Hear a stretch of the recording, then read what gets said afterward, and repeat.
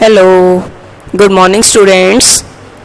So, in last chapters we have discussed about India's external relations.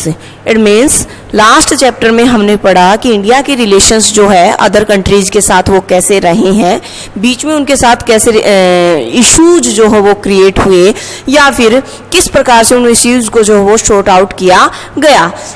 Friends, next जो हमारा chapter है chapter number 5, challenges to and restoration of the Congress system.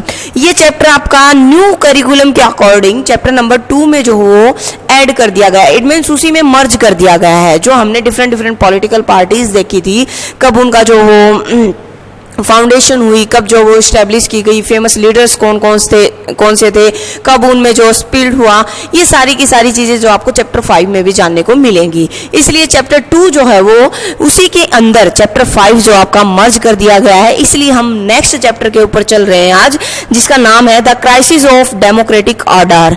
It means इस chapter में हम क्या जानने वाले हैं, जैसे कि चैप्टर के नाम से ही स्पष्ट हो रहा है, the crisis of democratic order. The crisis का आप क्राइसिस से क्या समझोगे, तो सीधी सी बात है, संकट, संकट, समस्या, क्या, किसकी, डेमोक्रेटिक ऑर्डर की. इट मीन्स एक ऐसा समय इंडिया के अंदर जब डेमोक्रेसी के ऊपर संकट आया. इट मीन्स बहुत सारे इश्यूज जो वो क्रिएट हुए डेमोक्रेसी के ऊपर. तो ऐसा कौन सा समय था, ऐसा क्या हुआ कि ये सिचुएशन हमारे यहाँ जो वो हुई, तो उसके लिए कौन कौन से फैक्टर्स जो वो रिस्पॉन्सिबल थे, क्या ऐसा हो सकता है. इट मीन्स जब हम आज आप डेमोक्रेटिक कंट्री के अंदर जो है रह रहे हैं, तो आप देख रहे होंगे कि हमें बहुत सारे राइट्स मिले हुए हैं और उन राइट्स को हम यूटिलाइज भी कर रहे हैं. लेकिन अगर मान लीजिए, सपोज कीजिए कि आपको बाहर जाना बंद कर दिया जाए, न्यूज़पेपर जो वो आप ना पढ़ पाओ, आप जो है किसी चीज़ को गवर्नमेंट कोई भी रूल्स बना रही है आप उसको अपोज ना कर पाओ, आप जो है शांतिपूर्वक तरीके से भी अपनी बात किसी दूसरे के सामने न रख पाओ, आपके फंडामेंटल राइट्स जो वो रोक दिए जाए, तो व्हाट विल बी हैपन, क्या होगा. कभी आपने इस चीज के बारे में सोचा है? नहीं. आज चलिए इस चैप्टर के अंदर हम इसी बात के बारे में बात करते हैं कि आखिरकार क्या ऐसा हमारे साथ कभी हुआ है. इट मीन्स हमारे साथ नहीं तो एटलीस्ट जो हमारी पीढ़ी थी, इट मीन्स हमारे जो पूर्वज थे, एंसेस्टर्स थे, उनके साथ तो ये ऐसा हुआ ही होगा. और आपके घर में भी, आप अपने सराउंडिंग में जो आपके दादा हैं, दादी, नाना, नानी हो, आप उनसे इस बारे में बात कर सकते हैं. क्यों? क्योंकि उन्होंने ये समय जरूर देखा होगा अपने जीवन के अंदर. तो आप उनसे पूछ सकते हो कि उस दौरान एक्चुअल में हुआ क्या था. तो बेसिकली इस चैप्टर के अंदर हम बेटा यही पढ़ने वाले हैं, the crisis of democratic order. तो इस चैप्टर को स्टार्ट करने से पहले मैं आपको थोड़ा सा इसके कि इस चैप्टर में आखिरकार कौन कौन से टॉपिक्स जो हम वो रीड करेंगे. सबसे पहले कि इस चैप्टर के अंदर हम यही देखेंगे कि 1971 के अंदर जो कांग्रेस थी, कांग्रेस जो आज पार्टी है, आज अपोजिशन के रूप में आप देख सकते हो उसको, लेकिन आज सत्ता के अंदर आप बीजेपी को देख रहे हो, वो भी फुल मेजोरिटी के साथ. जबकि कांग्रेस, अगर आप देखेंगे इतिहास को थोड़ा सा पीछे पन्ने उठाएंगे, तो उसमें आप देखेंगे कि हमने जो है वो 2 से 3 दशक तक कंटिन्यू कांग्रेस का ही हमारे यहाँ राज रहा है. इट मीन्स नेहरू के टाइम से लेकर, पंडित जवाहरलाल नेहरू के समय से लेकर 5 ईयर प्लान्स जो हमने 3 से 4 हमारे कंटिन्यू रहे, तो उस दौरान कंटिन्यू जो है वो कांग्रेस पार्टी जो वो सत्ता में रही. अब यहाँ पर एक समय ऐसा आता है, इंदिरा गांधी जी जो कि नेहरू जी की ही बेटी थी, आपने उनका नाम जरूर सुना होगा, बिल्कुल. और क्वेश्चन भी जीके का बनता है ये कि फर्स्ट लेडी प्राइम मिनिस्टर जो हो वो इंडिया की कौन रही है, तो वो इंदिरा गांधी जी ही रही हैं. आयरन लेडी के नाम से भी उनको जाना जाता है. क्यों? क्योंकि वाकई ही उनके जो डिसीजंस थे उन्होंने बिल्कुल धड़ल्ले से, खुलेआम जो है वो बगैर किसी की परवाह किए जो वो लिए हैं. तो उनका जो समय पीरियड रहा है, उनके शासन का जो समय पीरियड रहा, तो उस दौरान एक इमरजेंसी हमारे यहाँ आई थी जो कि 1975 में आई थी. 25 जून 1975 के अंदर ये आई थी. और कम से कम जो वो 1.5-2 साल के करीब जो ये इमरजेंसी रहती है, ये टाइम पीरियड रहता है. अब ये क्या थी, इसका डेमोक्रेसी के ऊपर क्या असर पड़ा, बेसिकली इस चैप्टर में आप यही जानेंगे. तो in this chapter we will focus on the crucial phase in the history of democracy in India and ask some questions that have remained controversial after all these years. साथ ही साथ कुछ क्वेश्चंस भी हमारे माइंड में आएंगे जो कि हमने आज़ादी के बाद जो है इसमें देखे या फेस किए. सबसे पहले कि Why was emergency imposed? Was it necessary? It means कि emergency आखिरकार आई क्यों? अब इमरजेंसी आपातकाल जिसको बोलते हैं कि वो आपातकाल आया क्यों? आपातकाल देखो हमारे यहाँ 3 प्रकार से इमरजेंसी जो वो लगती है। इमरजेंसी पीरियड की अगर कॉन्स्टिट्यूशन में प्रोविजन की बात की जाए तो हमारे यहाँ 3 प्रकार से जो वो इमरजेंसी जो हो वो प्रेसिडेंट कर सकता है। किसको है ये राइट? प्रेसिडेंट को। इट मीन्स कॉन्स्टिट्यूशनली अगर कुछ भी होता है तो वहां पर प्रेसिडेंट के पास ये राइट होता है कि वो इमरजेंसी जो वो देश के अंदर लागू कर सकता है। एक तो आपका आता है आर्टिकल 352, 356, 360। तो इनके तहत जो है इमरजेंसी जो वो देश में अनाउंस की जा सकती है। अब वो इमरजेंसी करने के लिए प्राइम मिनिस्टर ही प्रेसिडेंट को बोलता है और उस दौरान हमारे प्रेसिडेंट जो फखरुद्दीन जी थे और उन्होंने इमरजेंसी जो वो आधी रात को लगाई थी। इंदिरा गांधी जी ने उनको ऐसा करने के लिए बोला था। तो according these articles president can impose emergency in our country. It means भले ही हमारा डेमोक्रेटिक सिस्टम हो, अब इमरजेंसी में होता क्या है? इमरजेंसी में हमारे राइट्स जो वो छीन लिए जाते हैं। इवन फंडामेंटल राइट्स भी हमारे पास नहीं रहते और ऐसा नहीं है इनके खिलाफ हम बोल भी नहीं सकते। इट मीन्स गवर्नमेंट से, सुप्रीम कोर्ट से हम इनकी डिमांड नहीं कर सकते इमरजेंसी पीरियड के दौरान। तो हम इस चैप्टर में यही पढ़ने वाले हैं। इमरजेंसी देखिए किसी भी वजह से लगाई जा सकती है। 3 आर्टिकल मैंने आपको बताए। तो इमरजेंसी जो हो 352, 356, 366 के तहत जो वो लगाई जा सकती है। और ये इमरजेंसी जो लगाई गई थी आपातकाल, यानी कि देश के अंदर जब संवैधानिक सिस्टम अच्छे से काम नहीं कर रहा है तो इमरजेंसी लगाई जा सकती है। जब कोई देश, बाह्य देश हमारे ऊपर अटैक कर दे, युद्ध हो जाए किसी दूसरे देश के साथ, या फिर बाढ़ आ जाए, कोई और महामारी आ जाए, तो उस दौरान इमरजेंसी जो वो लगाई जा सकती है। ये प्रोविजन हमारे कॉन्स्टिट्यूशन में किया गया है। ठीक है, तो आई होप आपातकाल क्या होता है, यानी कि एक बुरा समय, उस बुरे समय के दौरान किसी भी नागरिक के अधिकार जो है वो लिए जा सकते हैं सरकार के द्वारा, और वो नागरिक जो है इसके खिलाफ को सुप्रीम कोर्ट में भी नहीं जा सकता। यानी कि सरकार को ये राइट दिया गया है कॉन्स्टिट्यूशन के तहत। तो इस चैप्टर में हम डिटेल में यही जानने वाले हैं।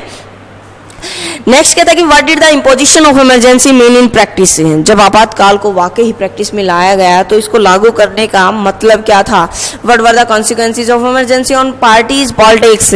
अगर दल राजनीति में देखें तो इसके क्या परिणाम, यानी आपातकाल जब लागू किया गया तो उसके रिजल्ट क्या रहे? What are the lessons of emergency for Indian democracy.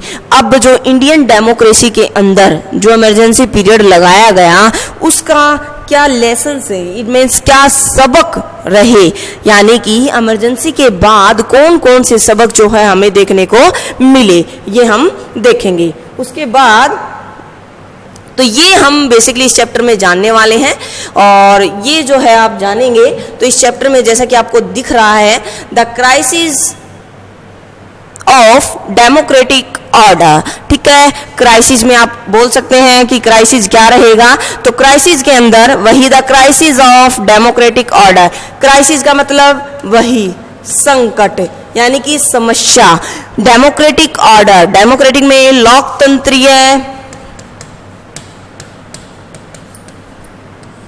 व्यवस्था के दौरान कौन कौन से संकट जो है वो आए, ये बेसिकली इस चैप्टर में हम जानने वाले हैं। तो let's start our chapter in detail. हम अपना चैप्टर जो है वो डिटेल में स्टार्ट करते हैं, जिसका नाम है the crisis of democratic order, जिसके अंदर अभी मैंने जस्ट आपको जो बैकग्राउंड के अंदर बताया वो सारी चीजें हम डिस्कस करेंगे। तो शुरू करते हैं इस चैप्टर को। First topic is the background of to emergency. सबसे पहली बात कर लेते हैं, बैकग्राउंड में चलते हैं, क्योंकि कोई भी सिचुएशन ऐसे नहीं होती कि ऑटोमेटिक वो एकदम से सामने आती है, बल्कि उसके बैकग्राउंड में क्या रहा। इट मीन्स कौन कौन सी परिस्थितियां ऐसी रही जो कि इसके लिए रिस्पॉन्सिबल थी, जिसकी वजह से कि इमरजेंसी हमारे यहाँ पर आई। इट मीन्स कारक कौन कौन से रहे वो हम जानेंगे इसके जरिए, कि ऐसे कौन से फैक्टर्स थे जो जिम्मेदार रहे बैकग्राउंड टू इमरजेंसी के अंदर।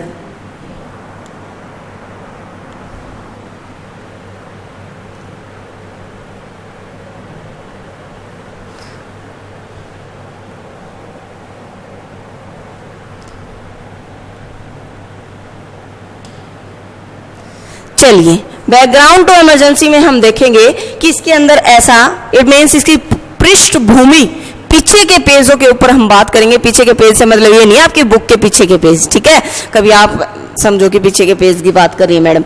चलिए हम देखेंगे कि इसके लिए कौन कौन से फैक्टर्स जो वो शुरुआती चरण में जो वो जिम्मेदार रहे थे। तो हम बात कर लेते हैं कि 1967 तक हम देखेंगे, हम ऑलरेडी देख चुके हैं पिछले चैप्टर्स के अंदर भी कि इंडियन इतिहास के अंदर अगर पॉलिटी को देखें, भारतीय पॉलिटी को देखें, तो इसमें हम देखेंगे 1967 तक जो है हमने बहुत सारे चेंजेस जो हमारे यहाँ चल रहे थे। इंदिरा गांधी जो है वो उनका एक बिल्कुल आयरन लेडी, जैसे कि मैंने आपको बताया स्टार्टिंग में, उनके नाम से वो फेमस हो चुकी थी। और इससे पहले भी जब वो प्राइम मिनिस्टर बनी, उससे पहले भी वो मंत्री के रूप में अपने फादर के टाइम पर या लाल बहादुर शास्त्री जी के समय पर वो काम कर चुकी थी। इट मीन्स पॉलिटिक्स में उनका इंटरेस्ट था और इससे पहले भी वो काम कर चुकी थी इसके अंदर। तो इस दौरान जो है वो समय था, लेकिन ये वो समय था जब इंदिरा गांधी जी प्राइम मिनिस्टर बनती है, तो एक कड़वा अनुभव, एक कंपटीशन पॉलिटिक्स के अंदर भी देखने को मिला और उनका भी स्वयं का एक कड़वा अनुभव जो है वो रहा। इस दौरान जो है हमने साथ ही साथ देखा कि गवर्नमेंट और जुडिशरी के बीच में भी इश्यूज जो वो आते हैं, यानी कि हम इस बैकग्राउंड टू इमरजेंसी के अंदर जानेंगे कि ऐसे कौन कौन से कारक रहे जिनकी वजह से इमरजेंसी लगानी पड़ी देश के अंदर, और एक लंबा समय पीरियड रहा जिसकी वजह से लोगों ने बहुत सारी समस्याएं झेली। तो उन्हीं की हम बात कर रहे हैं। तो सबसे पहला जो इसमें मेजर 3 से 4 फैक्टर आपको जानने को मिलेंगे। सबसे पहले कि इसके अंदर एक तो आप जैसे कि between the government and the judiciary, यानी कि सरकार और न्यायपालिका के बीच में भी तनाव जो वो आ जाता है। उसके साथ ही साथ जो है वो parliamentary supremacy, it means democracy के अंदर जो वो जो पार्लियामेंट्री सुप्रीमेसी होती है, कहीं ना कहीं जो उसके प्रिंसिपल्स होते हैं डेमोक्रेसी के, वो उसके अंगेस्ट हो रहे थे। यानी कि संसदीय सरकार और जो सिद्धांत होते हैं डेमोक्रेसी के, वो एक दूसरे के अपोज में जा रहे थे। साथ ही साथ हम इसके अंदर जानेंगे कि जो इम्प्लीमेंटेशन होनी चाहिए वेलफेयर प्रोग्राम्स की, वो उनके अंदर बहुत सारी बाधाएं आ रही थी, प्रॉब्लम्स आ रही थी। कांग्रेस जो वो टूट चुकी थी, बहुत सारे जो हिस्सों के अंदर 2 टुकड़े हो चुके थे उसके, इट मींस इसी में से टूटकर जो वो 2 से 3 पार्टियां बन चुकी थी। आने वाले समय में वही जो इनसे डिवाइड हुए थे, आगे चलकर जो इंदिरा गांधी के अपोजिशन में खड़े होते हैं। तो सबसे पहला जो फैक्टर है वो है आपका इकोनॉमिक कॉन्टेक्स्ट। इकोनॉमिक कॉन्टेक्स्ट के अंदर हम देखेंगे यानी कि आर्थिक परिस्थितियां कैसी थी। बैकग्राउंड में अगर हम बात करेंगे तो आर्थिक परिस्थितियां कैसी रही, इसके अंदर हम जानेंगे कि 1970 के दशक में अगर हम देखें तो हमारे यहाँ बहुत सारे इकोनॉमिक कंडीशन जो वो हमारी सही नहीं थी। कैसे? इट मीन्स स्टार्टिंग का जब इलेक्शन हुआ 1970 के अंदर, तो कांग्रेस पार्टी ने जो वो एक स्लोगन दिया था, और ये स्लोगन के बारे में आपने जो हो वो 9th क्लास में भी पढ़ा होगा, गरीबी हटाओ। यानी सबसे पहला आप आर्थिक कारक पढ़ रहे हैं जो कि आपातकाल के लिए जिम्मेदार था। तो आर्थिक कारक के अंदर आप देखेंगे कि गरीबी हटाओ का नारा जो वो कांग्रेस पार्टी के द्वारा दिया गया था, और लेकिन जब पार्टी सत्ता में आई और साथ ही साथ उस समय की जो परिस्थितियां थी, सामाजिक और आर्थिक जो कंडीशन थी देश के अंदर, वो इम्प्रूव नहीं हो पाई। यानी कि इस पार्टी ने नारा तो दे दिया लेकिन समस्या को सोल्व नहीं कर पाई। अब पार्टी क्यों नहीं कर पाई, इट मीन्स ये सरकार क्यों नहीं सोल्व कर पाई, उसके पीछे भी रीजन था। क्या रीजन था? क्योंकि इसी दौरान जो हमारा युद्ध हो चुका था 1971 में, हम बांग्लादेश के साथ हमारा युद्ध जो वो हो चुका था। इससे पहले जो है साथ ही साथ हम उस युद्ध में उलझ गए थे, फिर पाकिस्तान के साथ युद्ध में भी हम उलझ चुके थे 66 के अंदर। उसके साथ ही साथ बहुत सारे जो शरणार्थी थे, इमिग्रेंट्स जो हमारे यहाँ आ रहे थे, बेरोजगारी बढ़ती जा रही थी। और युद्ध के बाद जो है जब हमने पाकिस्तान के साथ युद्ध लड़ा, तो युद्ध के बाद जो यूएस की जो गवर्नमेंट थी उसने जो है किसी भी प्रकार की हेल्प देने से जो इंडिया को मना कर दिया। यानी कि पहले इंडिया जो हमारी हेल्प करता रहा, अमेरिका जो हेल्प करता रहा था हमारी, उसने हेल्प करने से मना कर दिया। अगर इंटरनेशनल मार्केट की हम बात करें तो इंटरनेशनल मार्केट भी कुछ ज़्यादा अच्छी नहीं थी। ऑयल प्राइसेस जो बढ़ चुके थे, साथ ही साथ जो है इसकी वजह से चारों तरफ जो आम जो हमारी ज़रूरत की जो चीज़ें होती हैं वो हर तरफ जो महंगाई बढ़ चुकी थी, ज़रूरत की चीज़ें भी बहुत ज़्यादा महंगी हो चुकी थी। प्राइसेस जो थे वो 23% से जो कि 1973 में थे 23%, वो बढ़कर अगले ही साल नेक्स्ट ईयर जो वो 30% हो चुके थे। इस प्रकार से बहुत सारी समस्याओं का सामना जो है वो लोग उस दौरान कर रहे थे। वहीं पर अगर इंडस्ट्रियल ग्रोथ की बात करें तो वो बहुत ही डाउन था, इंडस्ट्रियल ग्रोथ अच्छा नहीं था, बेरोजगारी बढ़ रही थी, प्राइसेस जो वो बहुत ज़्यादा हाई थे, रूरल एरियाज में बहुत ज़्यादा समस्या जो वो आ रही थी, क्योंकि वहाँ पर बेरोजगारी और भी ज़्यादा बढ़ रही थी। अब ऐसे में गवर्नमेंट जो है वो पूरी तरह से सैलरी भी नहीं दे पा रही थी अपने एम्प्लॉयज़ को, ये इवन इसके खुद के खर्चे ही पूरे नहीं हो पा रहे थे। और सबसे बड़ी बात, मॉनसून फेल हो चुका था 1972-73 के अंदर। यानी जब मॉनसून फेल होगा तो सीधी सी बात है जो किसान जिनके ऊपर ज़्यादा असर नहीं पड़ना चाहिए वो भी बुरी तरह से जो इससे प्रभावित हुए थे। एग्रीकल्चरल प्रोडक्टिविटी जो है वो कम हो गई थी, फूड ग्रेन जो है वो उनके अंदर जो है वो कमी आई, 8% की कमी आई। There was a general atmosphere of dissatisfaction with the prevailing economic condition से। इट मीन्स सीधी सी बात है कि ये सब हुआ तो इसका असर जो है हर वर्ग हमने इसके अंदर देखा कि क्या क्या परिस्थितियां ऐसी रही जिसकी वजह से हमारी अर्थव्यवस्था जो वो सही नहीं थी और उस दौरान क्या क्या हो रहा था ये हमने देखा। तो हर तरफ अगर आप देखेंगे तो हर तरफ जो वो डिससेटिस्फैक्शन है, कोई भी जो वो संतुष्ट नहीं है और इसके लिए कहीं ना कहीं जो वो गवर्नमेंट को ही जिम्मेदार मान रहे थे। तो ये सारे कारक रहे, आर्थिक कारक के अंदर अगर हम देखें तो ये सारी की सारी जो परिस्थितियां रही जिनकी वजह से हम कह सकते हैं कि जो वो हमारी अर्थव्यवस्था जो वो सही नहीं थी। साथ ही साथ जो मार्क्सिस्ट जो ग्रुप आपने पढ़ा था फ्रांस के अंदर भी, और कार्ल मार्क्स का आपने नाम सुना होगा, उनका जो है उस दौरान ये काफ़ी फेमस हुए। इनका जो ग्रुप था उन्होंने जो बहुत बड़े लेवल के ऊपर जो कैपिटलिस्ट ऑर्डर जो था, यानी कैपिटलिस्ट जो विचारधारा के लोग थे उनको अपोज किया, और साथ ही साथ इन्होंने कोशिश की कि एक ऐसा सिस्टम डेवलप हो जिसके अंदर जो वो लेनिस्ट, जिनको अब जो माओइस्ट के नाम से फेमस है, रसिया के अंदर जो लेनिन ग्रुप था, आपने पढ़ा होगा 9th क्लास के अंदर 10th क्लास के अंदर जिसका जिक्र हुआ था, लेनिन जो कि एक बहुत बड़े लीडर रहे थे रसिया के अंदर, जिन्होंने की कलेक्टिवाइजेशन को बढ़ावा दिया था।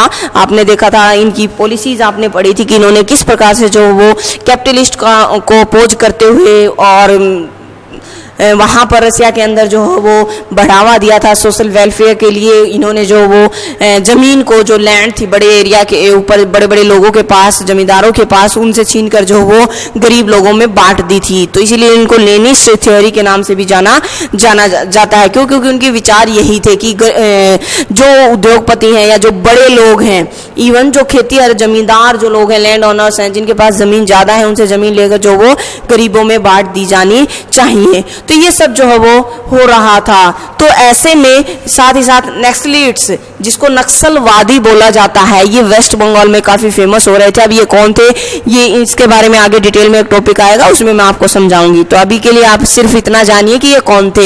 ये जस्ट वो लोग थे जो अपनी मांगों को मनवाना चाह रहे थे सरकार से, और ख़ास तौर पर जो है ये चाहते थे कि जो बड़े बड़े भूमिपति हैं उनसे ज़मीन लेकर इनमें जो वो बांट दी जाए। और वेस्ट बंगाल में आगे चलकर ये काफ़ी फेमस होते हैं और अपनी गतिविधियों को गवर्नमेंट के खिलाफ, लैंड ओनर्स के खिलाफ जो वो अंजाम देते हैं। तो ये सब था इकोनॉमिक कॉन्टेक्स्ट के संदर्भ में। हम बैकग्राउंड देख रहे हैं कि इमरजेंसी के लिए कौन कौन से कारक फैक्टर्स रिस्पॉन्सिबल थे। नेक्स्ट आता है Gujarat and Bihar movement. Gujarat and Bihar movement के अंदर हम देखेंगे सबसे पहले गुजरात मूवमेंट की अगर हम बात करें तो गुजरात मूवमेंट के अंदर जो है जनवरी 1974 के अंदर, यानी कि जनवरी 1974 को गुजरात के अंदर जो वो बढ़े हुए फूड प्राइसेस को लेकर जो है वो विरोध प्रदर्शन वहाँ के लोगों के द्वारा किया जाता है। वहाँ पर तेल के दाम बढ़ चुके थे, जो एसेंशियल कमोडिटीज़ थी उसके दाम बढ़ चुके थे, करप्शन बहुत ज़्यादा बढ़ चुका था। अब ऐसे में खास तौर पर the students protest was joined by major opposition party and became wide spread leading to the imposition of president's rule in the state.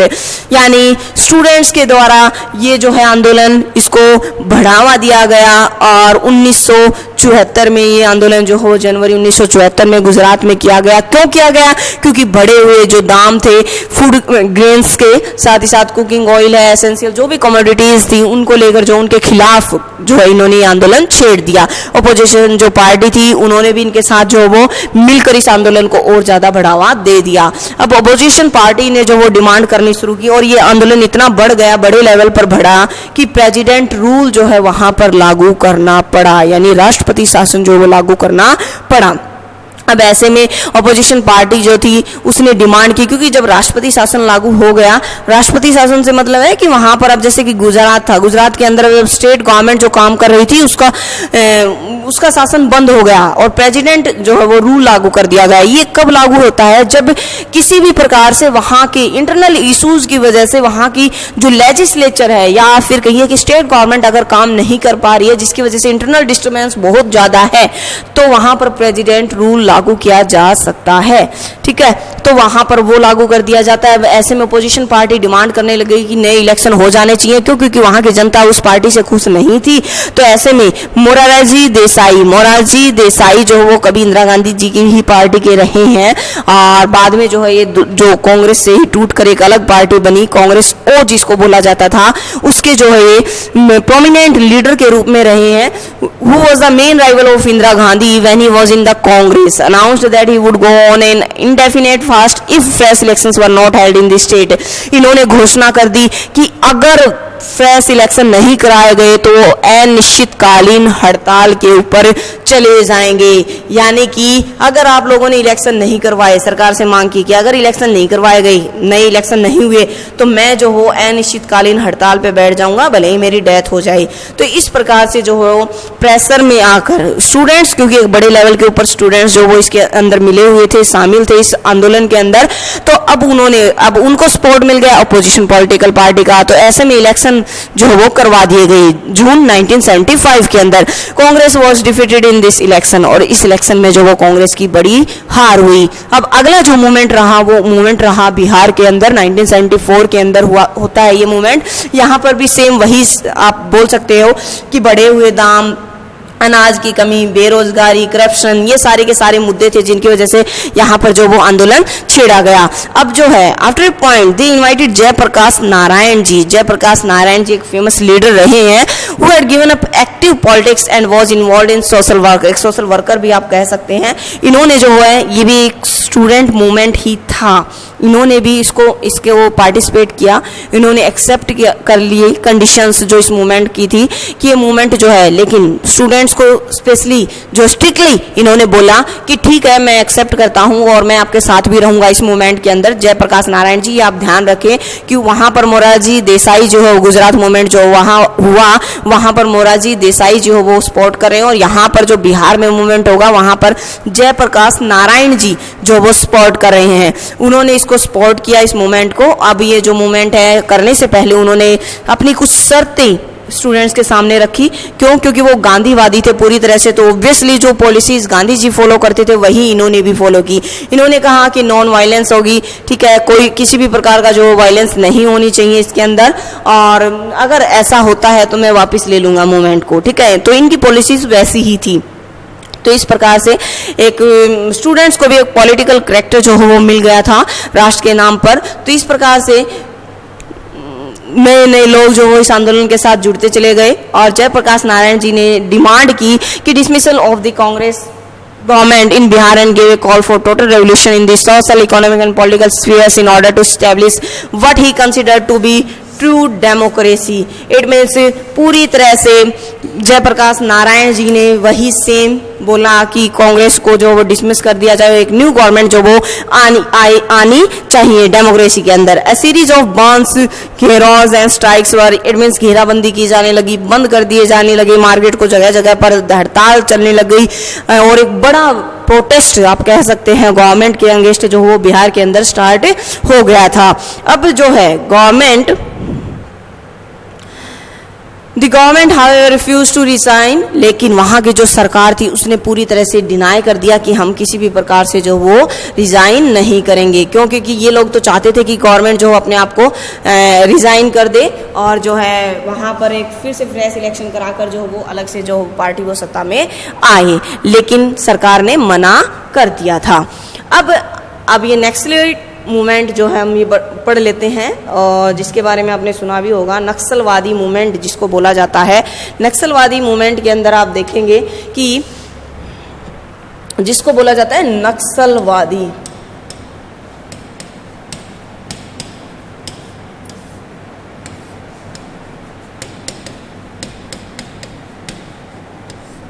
अब ये क्या था, देखिए 1967 के अंदर एक मूवमेंट हुआ था नक्सलवादी पुलिस स्टेशन के अंदर जो है एक दार्जिलिंग हिल्स, ये आपकी वेस्ट बंगाल के अंदर पड़ती है, एक डिस्ट्रिक्ट पड़ती है दार्जिलिंग डिस्ट्रिक्ट। वहाँ पर जो कम्युनिस्ट पार्टी के जो लीडर थे, लोकल कैडर्स जिनको बोला जाता है, उन्होंने ये मूवमेंट जो वो किया था। अब ये क्या था, इसमें बेसिकली हुआ क्या, ये हम जान लेते हैं। अब यहाँ पर 1969 की बातें हैं। 1969 में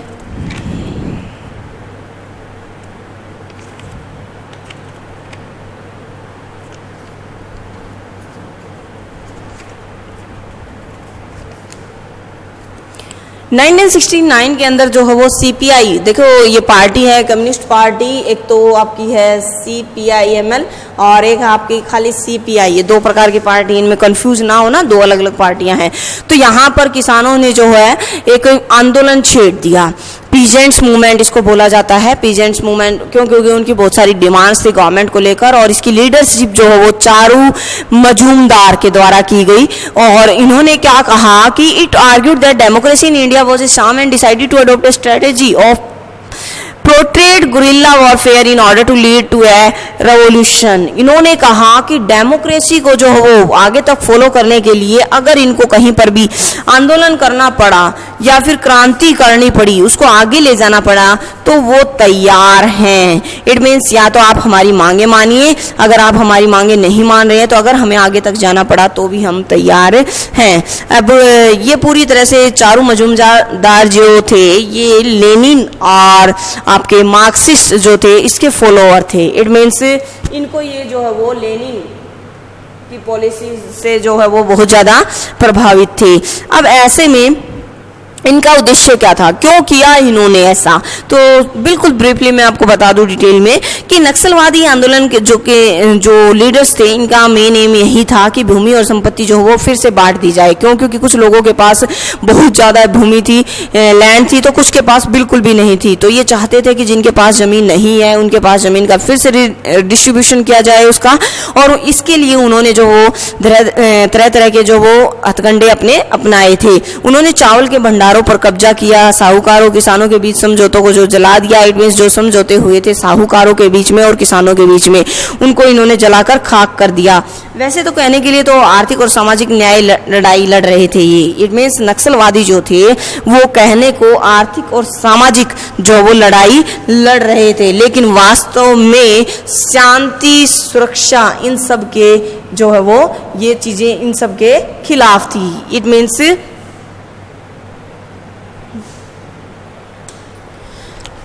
कहीं ना कहीं अगर वो ये जो लड़ाई लड़ रहे थे उससे कहीं ना कहीं लोकतंत्र के लिए जो हम बात करते हैं शांति की, सुरक्षा की, तो वो सब कायम नहीं हो पा रहा था। अब ऐसे में वेस्ट बंगाल के अंदर जो पूरी तरह से ये मूवमेंट जो है, ये आंदोलन, नक्सलवादी जो आंदोलन था, ये पूरी तरह से सक्रिय होता जा रहा था, जिसकी वजह से बहुत सारे नेताओं को बंदी भी बनाया गया। इवन ये माना जाता है कि 1962 से लेकर 1972 तक जो वो 1969 से 1972 तक 400 नक्सलवादी जो है वो मारे जाने का अनुमान है। यानी कि इतने बड़े लेवल के ऊपर जो है वो ये आंदोलन चला था।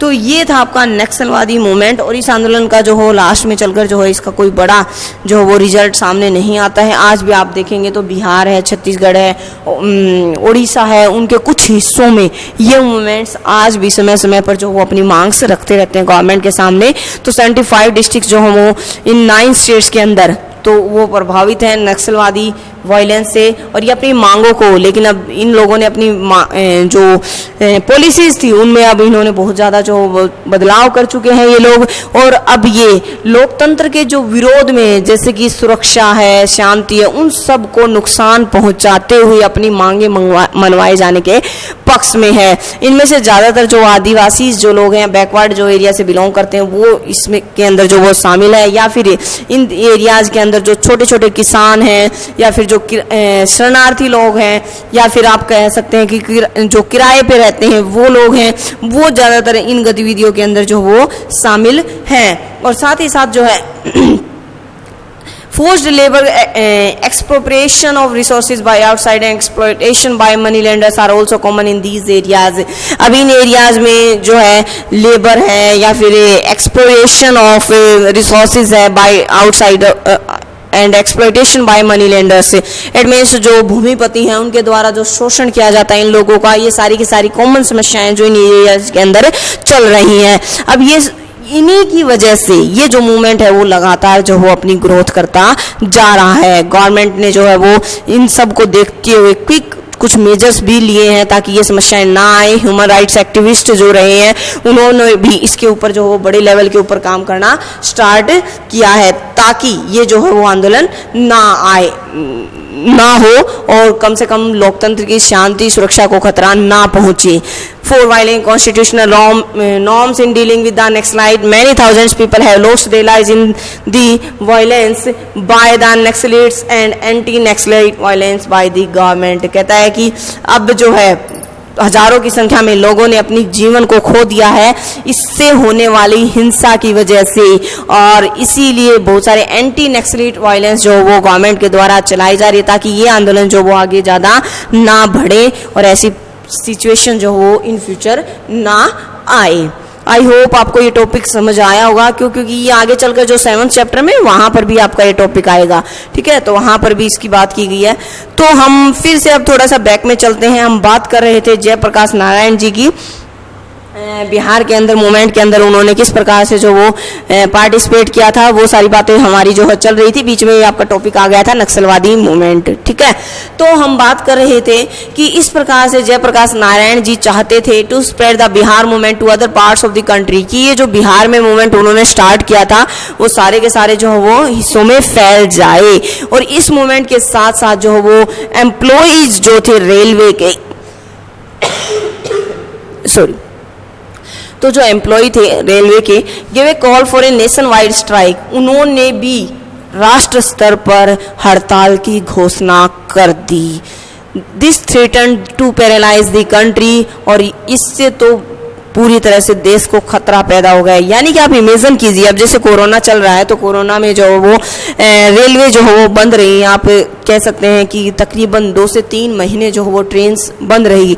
उसकी वजह से कितने सारे लोग ऐसे थे जिनको बहुत सारी प्रॉब्लम्स का सामना करना पड़ा। कॉमन जो लोग थे, आपने देखा होगा टीवी पे न्यूज़ चैनल्स के ऊपर कि कोई पैदल चल रहा है तो कोई जो वो प्राइवेट व्हीकल से जा रहा है, उसको इकोनॉमिकली उसको मेंटली वो बहुत ज़्यादा डिस्टर्ब्ड हो रहा है। तो ये सारी चीज़ें, तो ठीक वैसे ही सोचिए कि अगर ट्रेन बंद हो जाए तो किस प्रकार से रिसोर्सेज के ऊपर, इवन हमारे जीवन के ऊपर क्या असर होगा उनका। ठीक ऐसा ही उस समय भी कि जो रेलवेज के जो कर्मचारी थे उन्होंने धरना प्रदर्शन शुरू कर दिया, जयप्रकाश नारायण जी के साथ मिल गए। अब उन्होंने क्यों किया? क्योंकि उनकी भी गवर्नमेंट से कुछ जो है वो डिमांड्स थी जो गवर्नमेंट उनकी पूरा नहीं कर पा रही थी। अपनी सैलरी को लेकर, फैसिलिटीज को लेकर उनकी भी डिमांड थी। तो 1975 के अंदर जयप्रकाश नारायण जी ने जो है led a people's march to the parliament. This was one of the largest political rallies. उन्होंने पार्लियामेंट तक जो है पूरी तरह से एक रैली निकाली और एक बहुत बड़ी रैली थी ये ever held in the capital, जो अब तक की, यानी कि हमारी राजधानी के अंदर इतने बड़े लेवल के ऊपर जो है रैली ये पहली बार हुई थी। He was now supported by the non Congress opposition party like the भारतीय जनसंघ। अब उनको नॉन कांग्रेस जो अपोजिशन पार्टी थी भारतीय जनसंघ, ये भारतीय जनसंघ जो आप देख रहे हो ना, ये भारतीय जनता पार्टी का ही रूप है पुराना, ठीक है। कांग्रेस हो गई, कांग्रेस एक कांग्रेस आई है, एक कांग्रेस ओ है। अब जो कांग्रेस आई है, ये आई जो है इंदिरा गांधी जी की है, और कांग्रेस ओ जो है, ये कांग्रेस ओ जो है वो जयप्रकाश नारायण जी जो पहले इसी पार्टी के हिस्सा था, बाद में जाकर जो है ये पार्टी टूटी तो अलग से जो वो कांग्रेस ओ के नाम से नई पार्टी बनी। भारतीय लोक दल हो गया, सोशलिस्ट पार्टी हो गई, अन्य जो पार्टियां थी, यानी कि अपोजिशन ने भी इनको सपोर्ट किया। अब there were many criticism about the his ideas and about the policies of mass agitations that he was employing both Gujarat and Bihar, यानी कि बड़े लेवल के ऊपर जनता उनके साथ मिलने लग गई थी। इधर आपके साइड में जो है वो लोकनायक जयप्रकाश नारायण जी के बारे में दे रखा है, उनके जन्म, उनके मृत्यु, उनकी क्या पॉलिसीज रही, कब उन्होंने कौन सी पार्टी ज्वाइन की, और 1942 में उन्होंने किस प्रकार से क्विट इंडिया मूवमेंट में जो पार्टिसिपेट किया था। इसको आप बिल्कुल साधारण शब्दों के अंदर दिया गया है, 2 मार्क्स में आपसे पूछ लिया जाता है। तो आप इसको जो है साइड में जो पैसेज है इसको एक बार रीड कर लें। तो इस प्रकार से गुजरात और बिहार के अंदर जो भी मूवमेंट्स हुए एंटी कांग्रेस जो थे, यानी कि कांग्रेस के खिलाफ ये जो चले, तो इसकी वजह से भी जो अपोजिशन पार्टीज थी उन्होंने कहीं ना कहीं एक डिस्टरबेंस क्रिएट की। They were seen as protest against the leadership of Indira Gandhi. ऐसा लगा कि वो कहीं ना कहीं सरकार के खिलाफ हैं, उसकी पॉलिसीज के खिलाफ हैं, इसीलिए उन्होंने जो और कहीं ना कहीं क्योंकि उस दौरान सरकार थी इंदिरा गांधी जी की, तो उसके खिलाफ भी वो हो गए automatic. She believed that the movement was motivated by personal opposition to her. ऐसे में उनको लग रहा था, इट मीन्स इंदिरा गांधी जी को लग रहा था कि कहीं ना कहीं ये मूवमेंट जो है, यानी कि ये जो आंदोलन चलाए जा रहे हैं वो उनके खिलाफ चलाए जा रहे हैं, ये भावना इंदिरा गांधी जी के मन में जो वो घर कर रही थी। ऐसे में railway strike off 1974, it means ये वही समय पीरियड है, रेलवे स्ट्राइक अभी जस्ट मैंने आपको इस पैसेज के अंदर जो बताया उसका क्या असर हुआ वही बताया गया है। अब जो है ऐसा क्या हुआ, इमेजिन कीजिए कि what would happen when the railway stop running. अगर वो चलना छोड़ दें, और 1 दिन के लिए नहीं, 2 दिन के लिए नहीं, कुछ वीक के लिए नहीं, बल्कि कुछ महीनों के लिए अगर वो चलना छोड़ दें, इट मीन्स काम करना बंद कर दें, रेलवेज पूरी तरह से ठप हो जाए, तो क्या होगा। तो ऑब्वियसली कि बहुत सारे जो लोग होंगे उनको असुविधा होगी, इनकन्वीनियंस्ड, इट मीन्स उनको असुविधा होगी। But more than that the economy of the country would come to a halt because goods are transported from one part to another by train. देश की अर्थव्यवस्था के ऊपर गहरा जो है वो असर पड़ेगा। क्यों? क्योंकि हम देखते हैं कि इकोनॉमी में वो कैसे, इकोनॉमी पे कैसे असर पड़ेगा, वो इस प्रकार से पड़ेगा कि भाई जो ट्रेन है, ट्रेन से हम जो वो बड़े लेवल के ऊपर जो सामान है वो एक जगह से दूसरी जगह पर, एक स्टेट से दूसरी स्टेट पर जो वो लाते ले जाते हैं। तो सीधी सी बात है, जब वो ठप हो जाएगा तो अर्थव्यवस्था जो है वो भी रुक जाएगी, उसके ऊपर भी असर होगा। तो ऐसा हुआ एक्चुअली। अब हुआ क्या था, लोग ऐसा क्यों कर रहे थे, रेलवेज बंद क्यों हुई। नेशनल कोऑर्डिनेशन कमेटी जो थी रेलवेज की, ये स्ट्रगल कर रही थी। जॉर्ज फर्नांडीज जो वो उन्होंने लीडर हैं हमारे, आप इनके नाम को जो वो ध्यान में रखें, जॉर्ज फर्नांडीज, इन्होंने कॉल की नेशनल वाइड स्ट्राइक के लिए, जो इसके एम्प्लॉयज है, क्योंकि ये फेमस लीडर रहे हैं और रेलवेज के अंदर जो भी समस्याएं थी उनको लेकर जो उनको शॉर्ट आउट करने के लिए उन्होंने भी जो वो डिमांड की। National wide strike by all employees of the railways for pressing their demands related to bonus and service conditions. तो एम्प्लॉयज क्या चाह रहे थे, वो बोनस और सर्विस कंडीशंस जो और ज़्यादा बेहतर हो, वो सरकार से ऐसा चाह रहे थे, तो उन्होंने सरकार से इसकी डिमांड रखी। तो ऐसे में जो एम्प्लॉय थे, India's largest public sector undertaking went on a strike in May 1974. It means सबसे ज़्यादा कर्मचारी इस सेक्टर के अंदर लगे हुए थे रेलवेज के अंदर, वो सारे के सारे हड़ताल पे बैठ जाते हैं।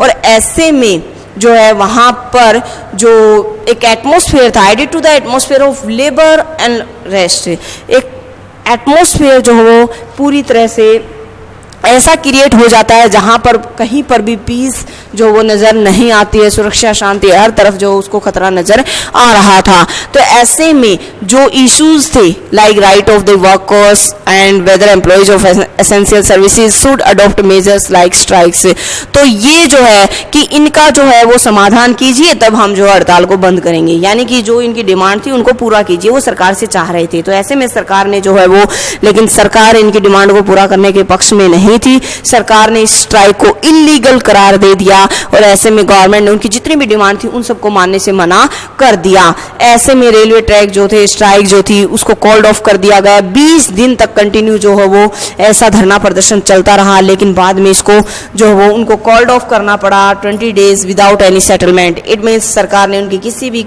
बात को नहीं माना और उनको बगैर माने ही जो वो 20 दिन के बाद इसको धरने प्रदर्शन को वापस लेना पड़ा। देखिए ये अभी हम बैकग्राउंड देख रहे हैं, अभी इमरजेंसी पीरियड आया नहीं है, उससे पहले की सिचुएशंस देख रहे हैं हम कि 71 में क्या हुआ, 73 में क्या हुआ, 74 में क्या हुआ। ये सारी की सारी हम परिस्थितियां अभी पढ़ रहे हैं जिससे कि आपातकाल की भूमिका तैयार हो रही है। यानी कि 1975 में जाके आपकी इमरजेंसी जो डिक्लेयर होगी गवर्नमेंट के द्वारा की जाएगी, उससे पहले क्या हुआ, क्योंकि ऐसा नहीं है कि परिस्थितियां एकदम से ऐसी आती हैं जिनको आप सोल्व ना कर पाओ, बल्कि उससे पहले भी बहुत सारी चीजें ऐसी हैं जो उसकी भूमिका तैयार करती है। ठीक वही हम भी पढ़ रहे हैं, ठीक है। तो ये अभी हमने देखा कि किस प्रकार से रेलवे जो है वो रेल कर्मचारियों के द्वारा रेलवे को रोक दिया जाता है, हड़ताल पे चले जाते हैं वो। इससे पहले का हमने पॉइंट देखा कि आर्थिक परिस्थितियां हमारे देश के अंदर कैसी थी, बिहार और गुजरात में आंदोलन होते हैं। नेक्स्ट पॉइंट आता है हमारा कॉन्फ्लिक्ट विद जुडिशियरी, यानी कि न्यायपालिका के साथ भी जो वो सरकार उलझ जाती है। अब तक आपने देखा था, इवन हमने पढ़ा है कि भाई न्यायपालिका तो बिल्कुल इंडिपेंडेंट बॉडी होती है, गवर्नमेंट से, गवर्नमेंट के कार्यों से उसका कोई लेना देना नहीं है, इवन उसका काम तो बिल्कुल डिफरेंट होता है और गवर्नमेंट भी उसके कार्यों में इंटरफेयर नहीं कर सकती। लेकिन भैया यहाँ पर 74 के अंदर ही ऐसा कुछ हो जाता है जिससे कि दोनों सरकार और सुप्रीम कोर्ट के बीच में तनातनी का माहौल बन जाता है। ऐसा क्या हो गया, चलिए एक बार इसको देख लेते हैं कि ऐसा क्या हुआ कि न्यायपालिका और गवर्नमेंट के बीच में आपस में जो वो स्ट्रगल, टसल्स एक तरह से जो वो हुई, ऐसा क्या था। तो इंडियन कॉन्स्टिट्यूशन की अगर बात करें तो हम न्यायिक क्षेत्र में कहते हैं कि न्यायिक सर्वोच्चता के मामले के अंदर जो वो अमेरिका का सिद्धांत और संसदीय सर्वोच्चता के ब्रिटेन के सिद्धांत का समन्वय हमें हमारे यहाँ देखने को मिलता है। हमारे कॉन्स्टिट्यूशन के अंदर हम ये बिल्कुल नहीं चाहते कि जो सुप्रीम कोर्ट है वो अमेरिका के सुप्रीम कोर्ट की तरह ही संसद के तीसरे सदन के रूप में स्थान प्राप्त कर ले, यानी कि वहाँ पर सुप्रीम कोर्ट को सर्वोच्चता नहीं मिली है जितनी कि हमारे यहाँ मिली हुई है। तो अब हमारे यहाँ पर कहता है कि do you remember the discussion about the long drawn conflict between the parliament and the judiciary. क्या आपको कुछ रिमेंबर है, पार्लियामेंट और जुडिशरी के बीच में कॉन्फ्लिक्ट हुआ था, केशवानंद भारती केस 1973 के अंदर, जिसमें सरकार और सुप्रीम कोर्ट के बीच में जो है वो इश्यूज क्रिएट हो गए थे। कहता है कि क्या हो अगर ऐसा, आपने पिछले साल ये मैंने केस आपको रिमाइंड कराया, ये केस आया था 11th क्लास में आपके, 3 कॉन्स्टिट्यूशनल इश्यूज हैड इमर्ज्ड। ऐसे ही संवैधानिक कुछ मुद्दे सामने आए जो सरकार और जुडिशरी के बीच में जो जिनको लेकर जो वो टेंशंस क्रिएट हुई, टसल्स हुए। Can the parliament abridge fundamental rights, क्या पार्लियामेंट हमारे फंडामेंटल राइट्स को रोक सकता है, क्या Supreme Court said it can not, क्या सुप्रीम कोर्ट इसके ऊपर कुछ नहीं कहेगा। Secondly, can the parliament curtail the right to property by making an amendment, क्या पार्लियामेंट जो वो अमेंडमेंट करके राइट टू प्रॉपर्टी को जो वो रोक सकता है।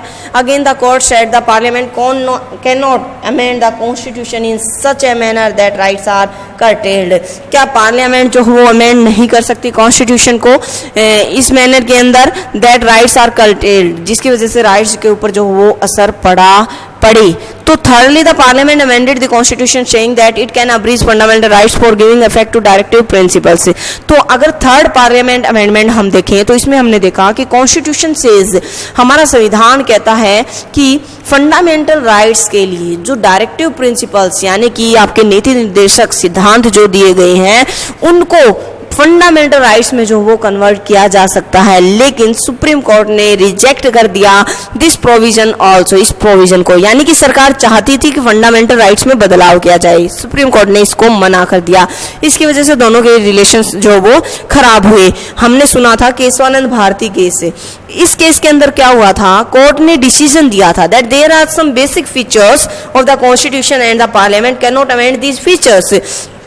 यानी कि केशवानंद भारती एक केस था और इसके अंदर आपने पढ़ा होगा कि 1973 की बात है। ये केशवानंद भारती नाम का एक व्यक्ति होता है, उसके पास कई एकड़ जमीन होती है, इवन 500 के अराउंड जो उसके पास एकड़ जमीन होती है।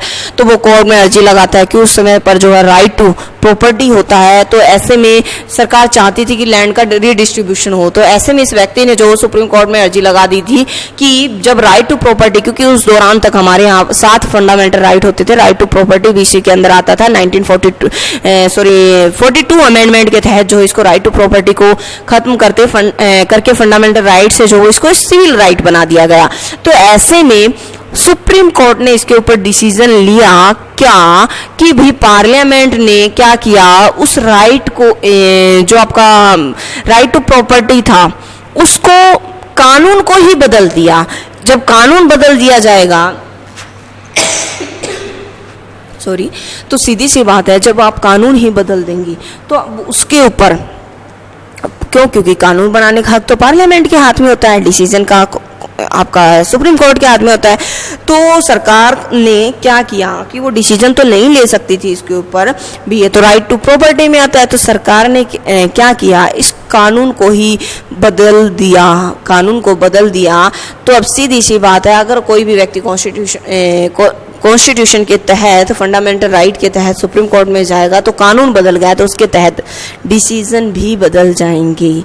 अब ऐसे में सुप्रीम कोर्ट ने ऐसा देखा, तो सुप्रीम कोर्ट ने इस केस के ऊपर ये कहा था कि जो बेसिक फीचर है कॉन्स्टिट्यूशन के, बेसिक फीचर यानी कि जैसे हमारा हो गया आपका सेकुलरिज्म हो गया आपका, ठीक है, सॉवर्निटी हो गया आपका जो है वो जस्टिस हो गया, फंडामेंटल राइट्स हो गए, इनके अंदर जो बेसिक प्रिंसिपल्स हैं उनमें पार्लियामेंट अमेंड नहीं कर सकती, उनको बदल नहीं सकती। तो ऐसे में टेंशन क्रिएट हो गई सरकार के बीच में और गवर्नमेंट के बीच में immediately after the supreme courts. लेकिन शीघ्र ही सुप्रीम कोर्ट के बाद जो है वो डिसीजन जो लिया गया था 1973 में, एक vacancy arose for the post of the chief justice of India. एक तो इशू ये क्रिएट हो गया, दूसरा इशू क्या क्रिएट हो गया, अब तक ये जो है वो रूल था कि सुप्रीम कोर्ट में जो जज होता है यानी कि चीफ जो जज होता है वो चीफ जज सीनियरिटी के बल पर जो वो जज बनता है, यानी कि सीनियरिटी देख के जो उसको चीफ जस्टिस जो वो अपॉइंट किया जाता है। लेकिन 1973 में जब सरकार ने देखा कि भाई ये जो एन रोए से पहले जो वहाँ के चीफ जस्टिस थे, तो गवर्नमेंट ने देखा कि ये तो आपके अकॉर्डिंग जो है वो न्याय नहीं ले रहे हैं, न्याय नहीं कर रहे हैं, इट मीन्स हमारे अकॉर्डिंग डिसीजन नहीं ले रहे हैं। तो ऐसे में सरकार ने क्या करने की कोशिश की, पहले जो रूल था, कॉन्स्टिट्यूशनल जो रूल था कि जो सबसे ज़्यादा सीनियर है काम करते हुए, इट मीन्स अपनी पोस्ट पे काम करते हुए जो सीनियर जज होता था उसी को चीफ जस्टिस जो अपॉइंट किया जाता था। लेकिन 1973 में क्या होता है, गवर्नमेंट ने क्या किया, सीनियरिटी ऑफ 3 जजेस यानी कि 3 जज जो वो सीनियरिटी के नाम पर पहले नंबर पे आते थे, यानी 3 जजों का नाम आता था एज ए चीफ जस्टिस के रूप में जो कि सीनियर थे। लेकिन सरकार ने एन रोय जी को जो है वो chief justice of India appoint करवा दिया। अब ये जो अपॉइंटमेंट थी बिकेम पॉलिटिकली कंट्रोवर्शियल। अब इसके ऊपर इशू क्रिएट हो गया क्योंकि जो बाकी के 3 जजेस थे वो सारे के सारे वो सीनियरिटी जो थी और उसके हिसाब से बिल्कुल परफेक्ट थे, लेकिन उनको अपॉइंट नहीं किया गया। अब उन्होंने जो है वो तीनों ही जजेस who were superseded had given ruling against the stand of the government, ये तीनों के तीनों सरकार के खिलाफ जो वो खड़े हो जाते हैं। Thus constitutional interpretation and political ideologies were getting mixed up rapidly, और इस प्रकार से संविधान और राजनीतिक जो विचारधाराएं हैं एक तरह से बहुत जल्द ही उनका जो वो मिक्सअप हो गया। पीपल जो थे close to the prime minister starting talking of the need for a judiciary and the bureaucracy committed to the vision of the executive and the legislature, यानी कि अब लोग जो है वो बातें करने लग गए थे सरकार के बीच में कि सरकार किस प्रकार से जुडिशरी और ब्यूरोक्रेसी के अंदर जो वो इंटरफेयर कर रही है, किस प्रकार से लेजिस्लेचर और एग्जीक्यूटिव जो है वो उसका विजन ब्यूरोक्रेसी के अकॉर्डिंग जो है वो कहीं ना कहीं जुडिशरी को भी जो वो प्रभावित कर रहे हैं। तो इस प्रकार से ये भी एक इशू था जो कि जनता के अंदर जो है वो गवर्नमेंट के खिलाफ जो विरोधाभास भरने में पर्याप्त था। अब बात आ जाती है डिक्लेरेशन ऑफ इमरजेंसी, यानी कि ये तो पृष्ठभूमि हमने तैयार कर दी कि पहले क्या क्या हो गया। अब बात कर लेते हैं, ये सारी परिस्थितियां हो रही थी तो 12 जून 1975 को जगमोहन लाल सिन्हा जो कि इलाहाबाद हाई कोर्ट के जो वो जज थे उन्होंने डिक्लेयर कर दिया। अब क्या देखिए एक और पृष्ठभूमि जो वो तैयार हो रही है किसकी, इमरजेंसी की। 12 जून 1975 को जगमोहन लाल सिन्हा जो कि जस्टिस थे इलाहाबाद के, उन्होंने एक जजमेंट दी। उन्होंने जजमेंट में कहा कि इंदिरा गांधी के जो इलेक्शन हुए थे, इट मीन्स जब वो गवर्नमेंट के अंदर थी एज ए प्राइम मिनिस्टर, तो उन्होंने कहा कि लोकसभा के अंदर वो जिस तरह से चुनाव लड़के आई उन्होंने इनवैलिड तरीके से जो चुनाव लड़ा। क्यों? और ये जो है उनके खिलाफ पिटीशन लगाई थी किसने, राज नारायण जी ने, filled by Raj Narayan, a socialist leader and a candidate who had contested against her in 1971। यानी कि 1971 का जो चौथा इलेक्शन हुआ था उसके अंदर इंदिरा गांधी जी की जीत हुई थी, ठीक है। और इनके खिलाफ जो पर्सन खड़े थे अपोजिशन में खड़े थे राज नारायण जी।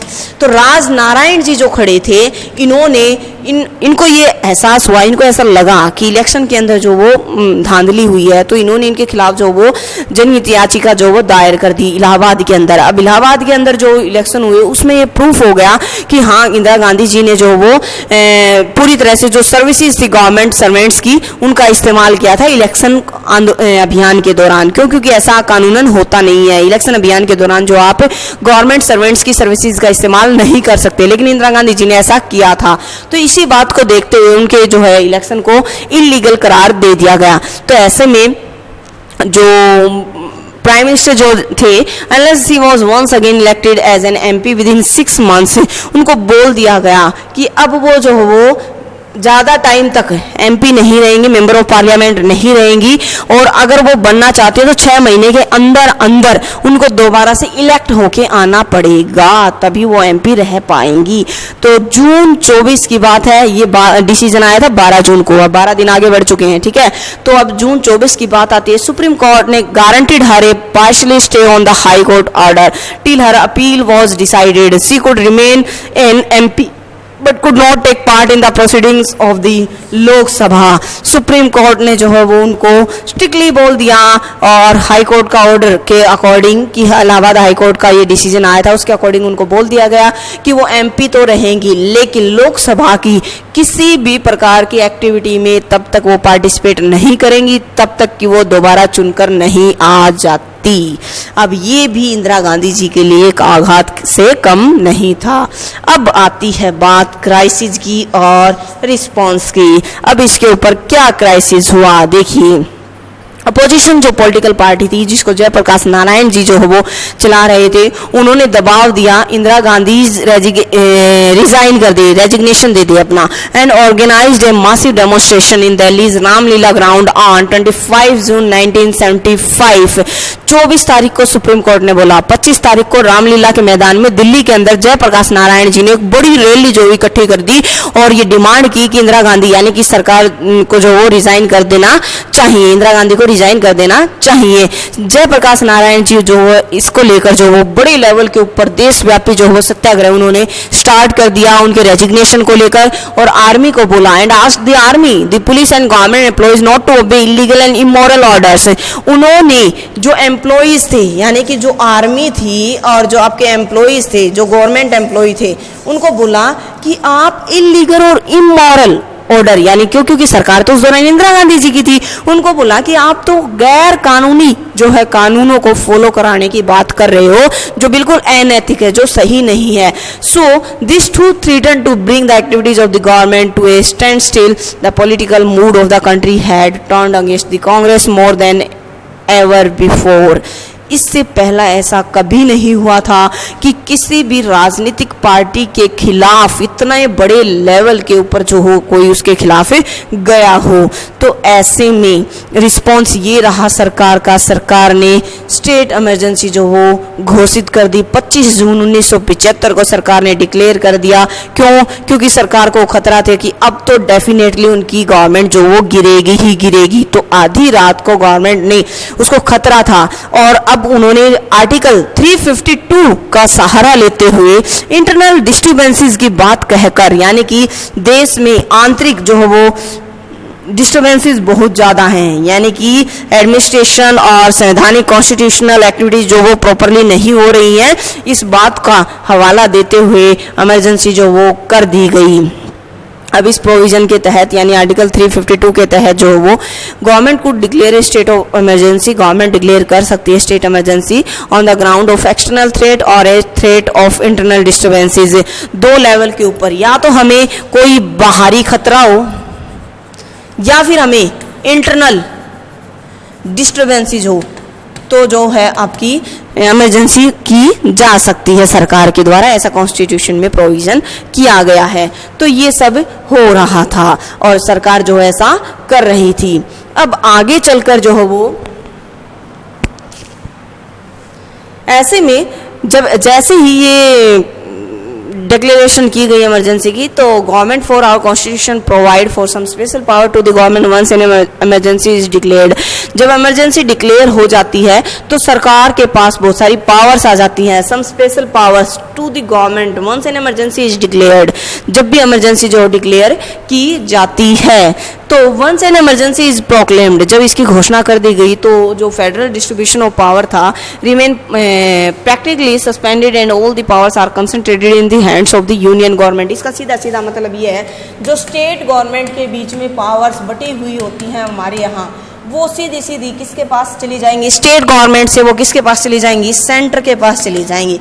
यानी कि सारी की सारी शक्तियां अब सेंट्रल गवर्नमेंट के हाथों में आ गई. अब यहाँ पर जो है वो ये क्लियर था कि एक्स्ट्रा ऑर्डिनरी कंडीशन जो थी इसमें normal democratic politics can not function. तो इसमें जब इमरजेंसी लागू हो गई तो डेमोक्रेसी जो है वो काम आपकी नहीं करेगी, उसकी पॉलिसीज काम नहीं करेंगी. तो ऐसे में special powers are granted to the government. क्यों? क्योंकि गवर्नमेंट के पास स्पेशल पावर्स आ गई थी. अब ऐसे में 25 जून 1975 को prime minister recommended the imposition of emergency to president Fakhruddin Ali Ahmed. ये नाम आपको याद रहे भाई, थोड़ा सा इंपॉर्टेंट होता है 1 मार्क्स के लिए. फखरुद्दीन अली अहमद जी जो है उस दौरान इमरजेंसी के दौरान जिन्होंने इमरजेंसी लागू की थी, उसकी घोषणा की थी, प्रोक्लेमेशन की थी, इनका नाम था फखरुद्दीन अली अहमद जी. इन्होंने ही घोषणा की थी इमरजेंसी की. और आधी रात के बाद the electricity to all the major newspapers offices were disconnected. और ऐसे में देखिए अब क्या क्या किया गया. जब इमरजेंसी लागू हुई तो किस प्रकार से हमारे राइट्स, इलेक्ट्रिसिटी कट कर दी गई न्यूज़पेपर ऑफिसेज की, ताकि वो कुछ भी गवर्नमेंट के खिलाफ ना छाप पाए. Large number of leader and workers of the opposition parties were arrested. बड़े लेवल के ऊपर जो नेता थे उनको गिरफ्तार करके जेल में डाल दिया गया. Cabinet was informed about it at A special meeting at 6 AM on 26 of June. यानी कि कैबिनेट को भी इसके बारे में नहीं पता था. सरकार और प्रेसिडेंट ने आधी रात को ये घोषणा कर दी थी. तो 26 जून को कैबिनेट की मीटिंग लेके सुबह 6 बजे उनको बताया गया कि इमरजेंसी जो वो लागू कर दी गई है. तो ये कुछ हुआ कि, और अभी आगे तो अभी हम और भी पढ़ेंगे कि हमारे जो जनरल पीपल थे उनका क्या हुआ, किस प्रकार से उनके ऊपर इफेक्ट पड़ा. ये देखिए उस दौरान की न्यूज़पेपर्स की कटिंग आपको शो की गई है कि किस प्रकार से देश में तानाशाही रोकने के लिए लंबे संघर्ष हेतु तैयार रहे, बंदिश लगी हटी. ये कुछ न्यूज़पेपर की जो है कटिंग्स आपको दिखाई गई. यहाँ पर एक पर्सन जो है वो बिल्कुल मोधे मुंह गिरा हुआ है. न्यूज़पेपर उसके ऊपर, इट मीन्स न्यूज़पेपर से भी जो है उनकी इंडिपेंडेंस जो वो राइट उनका जो है वो इंडिपेंडेंटली राइट और अपना एडिटोरियल जो पेज वो पब्लिश करते हैं वो सब सारे राइट जो उनसे छीन लिए गए। तो ये चीज़ें आपको न्यूज़पेपर की कटिंग में शो की गई हैं। आगे एक और भी पेज जिसमें MRS Gandhi defeated, work more talk less, काम ज़्यादा कीजिए और बातें कम कीजिए, ये सारी की सारी उनके खिलाफ। नया आपातकाल, जयप्रकाश और कई नेता गिरफ्तार। जब उनको गिरफ्तार किया गया तो उनकी न्यूज़पेपर में जो मेन हेडलाइंस हैं उनको शो किया गया है। तो ये न्यूज़पेपर की कटिंग्स हैं उस दौरान जो रिजल्ट उस दौरान हुआ वो आपको दिखाया गया है।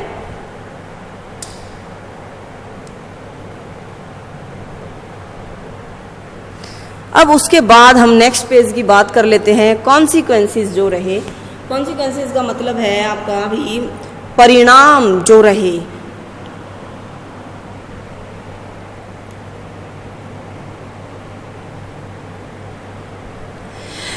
अब आपातकाल लगा दिया, ठीक है, हमने देखा क्यों लगा, उसकी पृष्ठभूमि क्या थी, बैकग्राउंड क्या था, हमने बहुत सारे फैक्टर्स उसके देखे।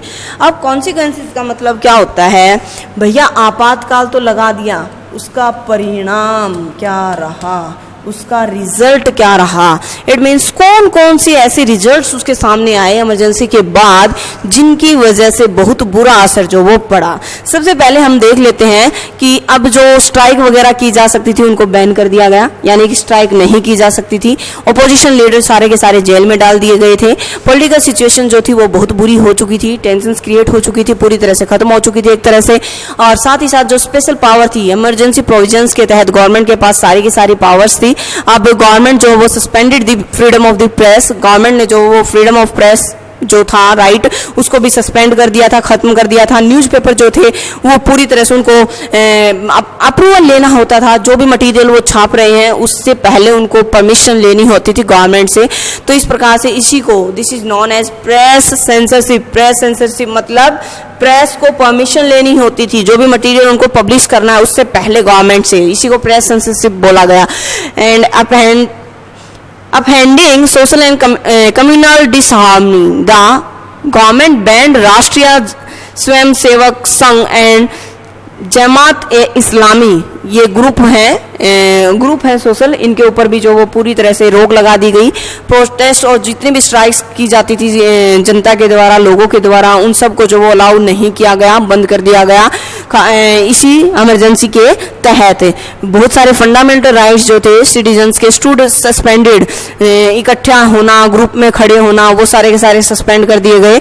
Including the right of citizens to move the court for restoring their fundamental rights, यहाँ तक कि उनसे ये राइट भी छीन लिया गया कि आप फंडामेंटल राइट के खिलाफ जो वो कोर्ट भी नहीं जा सकते।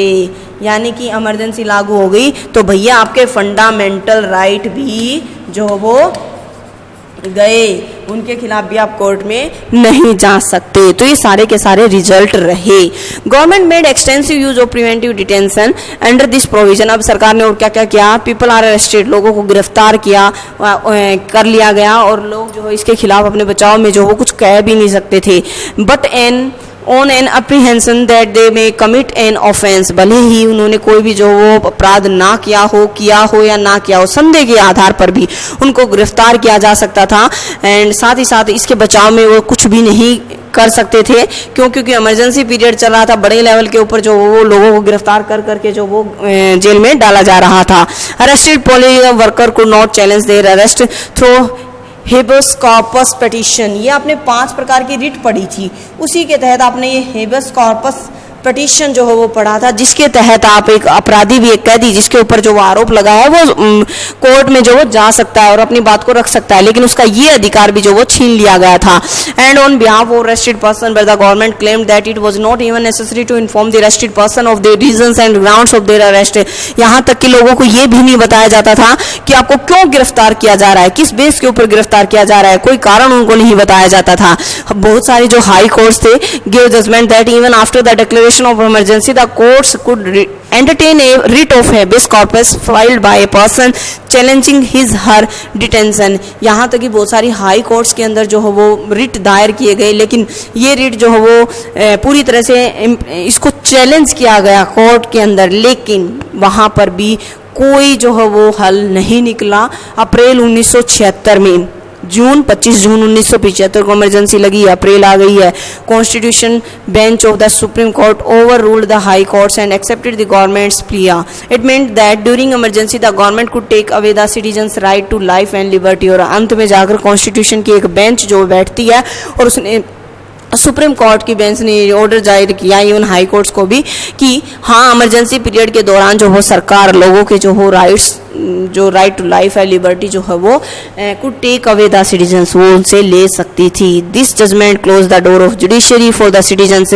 अब ऐसे में जब कोर्ट ने ही ऐसा बोल दिया तो लोगों के लिए न्याय के दरवाजे, न्यायपालिका के दरवाजे पूरी तरह से जो वो बंद हो गए थे and is regarded as one of the most controversial judgement of this supreme court. ऐसा माना जाता है ये सबसे बड़ा कंट्रोवर्शियल जजमेंट रही सुप्रीम कोर्ट की, जिसके ऊपर सबसे ज्यादा विवाद हुआ। क्यों? क्योंकि अब तक लोग जो वो आंख बंद करके जो सुप्रीम कोर्ट के ऊपर विश्वास करते थे, लेकिन पहली बार ऐसा हुआ कि सुप्रीम कोर्ट ने भी अपना डिसीजन जो वो कहीं ना कहीं गवर्नमेंट के ही पक्ष में, हित में दिया। इस प्रकार से बहुत सारे पॉलिटिकल वर्कर जो थे वो were not arrested in the first wave, went underground and organised protest. उनको भले ही बंद कर दिया गया था, लेकिन वो अंदर ही अंदर वो भी अपने आप को ऑर्गेनाइज करके जो वो सरकार के खिलाफ फिर से जो आगे क्या प्लानिंग रहेगी इसका काम करना उन्होंने शुरू कर दिया था।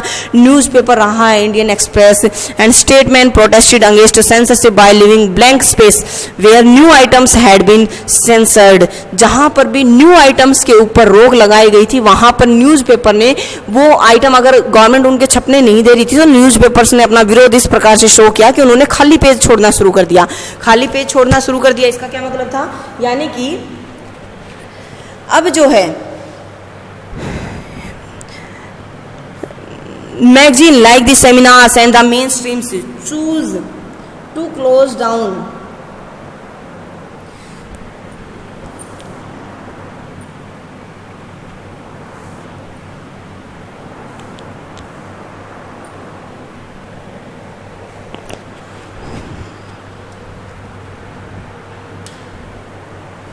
Magazines like the seminar and mainstreams choose to close down rather than submit to censorship।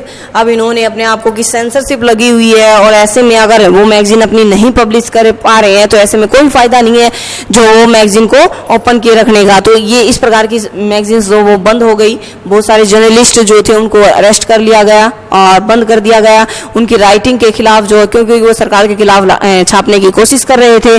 बहुत सारे जो जर्नलिस्ट थे वो अंडरग्राउंड हो गए थे। Newsletters and leaflets were published to bypass censorship, क्योंकि वो कोशिश कर रहे थे इस सेंसरशिप के खिलाफ जो वो लिख रहे थे, तो ऐसे में उनको भी अरेस्ट कर लिया गया। एंड कन्नड़ राइटर, एक कन्नड़ राइटर रहे हैं शिवरामा क्रांत, अवार्डेड विद पद्म भूषण, उनको जो पद्म भूषण दिया गया था। हिंदी राइटर जो रहे हैं Phanishwarnath Renu, awarded with Padma Shri, return there. इन्होंने भी दुखी होकर अपने अवार्ड जो हो वो वापस कर दिए और जो डेमोक्रेसी का सस्पेंशन यानी कि डेमोक्रेसी के ऊपर एक तरह से रोक जो लगा दी गई थी सरकार ने, उसके विरोध में इन्होंने अपने अवार्ड जो है वो पद्म भूषण और पद्म श्री जो है वो वापस कर दिए। इस प्रकार से such open acts of defiance and resistance were rare, और ऐसे इस प्रकार की रोक जो है वो बहुत ही कम देखने को मिलती है। Parliament also brought in many new changes to the constitution, parliament बहुत सारे नए बदलाव लेकर जो वो कॉन्स्टिट्यूशन में आती है। अगर in the background of the ruling of the Allahabad high court, अगर हम इलाहाबाद हाई कोर्ट की बात करते हैं तो उसमें अगर हम देखें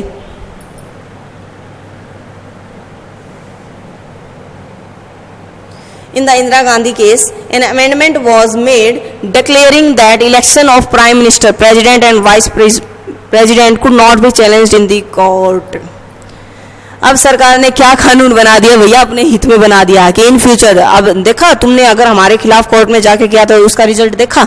अब आगे क्या कानून बना दिया अमेंडमेंट करके, मेड डिक्लेयरिंग दैट इलेक्शन, भैया प्राइम मिनिस्टर है, प्रेसिडेंट है, वाइस प्रेसिडेंट है, इनके इलेक्शन को चैलेंज नहीं किया जाएगा, यानी कि इनके खिलाफ कोर्ट में नहीं जाया जाएगा इन फ्यूचर। ये कानून बना दिया गया।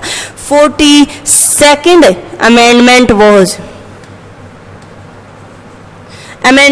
was also passed during the emergency, ये भी इसी दौरान, इमरजेंसी के दौरान ही 1976, जिसको मिनी कॉन्स्टिट्यूशन भी बोला जाता है। क्यों? क्योंकि इसमें अभी मैं जस्ट आपको बता रही हूँ कि बहुत सारे बदलाव किए गए, इसीलिए क्यों? क्योंकि ये वो कॉन्स्टिट्यूशन था जिसमें बड़े लेवल के ऊपर जो वो बदलाव किए गए, तो वो सब किए गए। You have already studied that this amendment consisted of A series of changes in many parts, बहुत सारे बदलाव किए गए थे, हमने इनके बारे में पढ़ लिया है। इस प्रकार से this change was not only for the emergency period, और ये बदलाव सिर्फ इमरजेंसी पीरियड से नहीं थे बल्कि कुछ ऐसे थे जो परमानेंट भी रहेंगे, यानी कि कानून के रूप में इमरजेंसी हट जाएगी तब भी रहेंगे। Elections can be postponed by 1 year, elections को आगे 1 ईयर के लिए पोस्टपोन कर दिया गया। Thus, effectively after 1971, इस प्रकार 1971 के बाद elections needed to be held only in 1978 instead of 1976, election होने थे 1976 में, क्योंकि 1971 में चुनाव हो चुके थे, 5 साल के बाद 1976 में होने थे, लेकिन इनको क्या कर दिया गया, पोस्टपोन कर दिया गया, और 1978 में जो वो अगले नेक्स्ट चुनाव जो वो घोषित कर दिए गए। नेक्स्ट आता है कंट्रोवर्सीज रिगार्डिंग इमरजेंसीज, यानी कि कौन कौन सी आलोचनाओं का सामना जो वो इमरजेंसी पीरियड जो रहा उसको करना पड़ा, यानी कि बाद में क्या क्या जो है वो रिजल्ट रहे, कंट्रोवर्सीज किस आधार पर की गई। सबसे पहले कि वॉज द इमरजेंसी नेसेसरी, क्या ये जो आपकी इमरजेंसी लगाई गई 1974 में क्या ये जरूरी थी? सबसे पहला तो क्वेश्चन यही आता है, क्या ये जरूरी थी? इट मीन्स इसको लगाया गया इतने बड़े लेवल के ऊपर जो वो अनकॉन्स्टिट्यूशनल काम किए गए सरकार के द्वारा, तो क्या वे जरूरी थे सब? तो वॉज द इमरजेंसी नेसेसरी, क्या वो जरूरी थी? तो सबसे पहले हम इसी में देखेंगे। तो अगर हम बात करें इमरजेंसी की जो प्रोक्लेमेशन हुई थी उस दौरान गवर्नमेंट ने जो हो बहुत सारी चीज़ों के ऊपर रोक लगा दी गई थी, तो इसके अतिरिक्त गवर्नमेंट ने आपातकाल को सही ठहराने के लिए गवर्नमेंट ने क्या कहा कि भारतीय जो इंडियन कॉन्स्टिट्यूशन है वहाँ पर आर्टिकल 352 के तहत आंतरिक गड़बड़ी की आशंका होने पर आपातकाल की घोषणा करने का प्रावधान किया गया है। इस अवधि में देश के विभिन्न हिस्सों में विभिन्न वर्गों द्वारा चलने वाले विरोध आंदोलन राष्ट्र के दैनिक जीवन के साथ देश की एकता अखंडता के लिए खतरा बने हुए थे।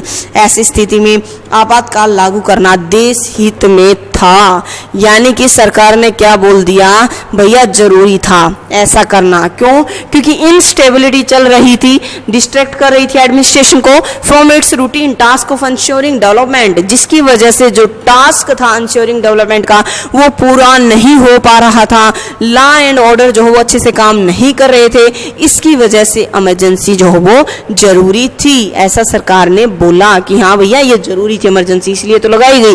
ठीक है, अब बदले में गवर्नमेंट क्या करी, देखिए अपने आप को सही बता रही है कि हाँ जरूरी था। यहां पर उससे पीछे एक आपकी साहा रिपोर्ट आती है, साहा कमीशन ऑफ इंक्वायरी। अब Shah commission of inquiry basically क्या होता है, ये मई के अंदर जो है वो मई 1977 के अंदर जनता पार्टी गवर्नमेंट जो होती है वो एक कमीशन बिठाती है, यानी कि जनता पार्टी के द्वारा एक कमीशन बिठाया जाता है। इनका कहना था कि, और ये हेडेड था जे.सी. साहा के द्वारा, जो कि रिटायर्ड चीफ जस्टिस थे सुप्रीम कोर्ट ऑफ इंडिया के। इन्होंने इंक्वायरी करने के लिए इनको बिठाया गया कि जो भी into several aspects of allegations of abuse of authority excesses and malpractices committed and action taken in the wake of the emergency proclaimed on the 25 of June 1975। इन्होंने क्या कहा कि भी 25 जून 1975 को जो भी मल प्रैक्टिसेस हुई लोगों के खिलाफ, जो कुछ भी गलत हुआ, उनकी जो वो इंक्वायरी की जानी चाहिए। और the commission examined various kinds of evidences and called scores of witnesses to give testimonies. और इसके लिए कमीशन ने बहुत सारी जो हो वो अपने सबूत जो हो वो जुटाए और अलग अलग जो एविडेंसेस जो उन्होंने इकट्ठा किए, गवाह इकट्ठा किए, जिसके आधार पर ये हुआ कि हाँ वाकई जो ये हो रहा था वो गलत था। These included Indira Gandhi who appeared before the commission but refuse to answer any questions.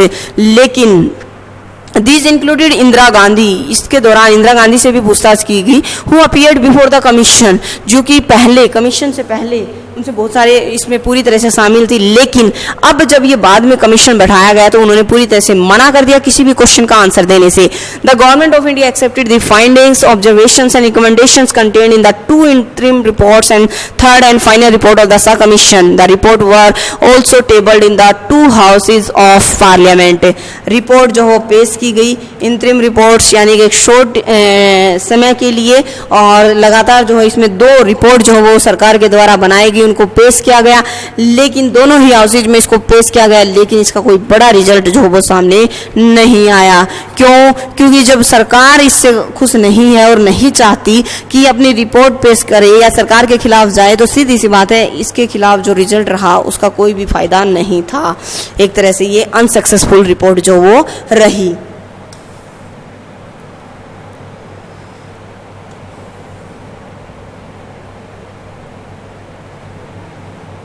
यहाँ पर देखो एक कार्टून के जरिए आपको दिखाने की कोशिश की गई है कि शाह रिपोर्ट जब बनाने की तैयारी चल रही है, तो यहाँ पर इंदिरा गांधी जी को जो वो शो किया गया है कि किस प्रकार से वो डांटने की कोशिश कर रही है शाह कमीशन को कि मेरी रिपोर्ट पेश करोगे तुम, ऐसे करके वो उनको डांटते हुए नजर आ रही है। इट मीन्स जो है वो इस रिपोर्ट का कोई फायदा नहीं था।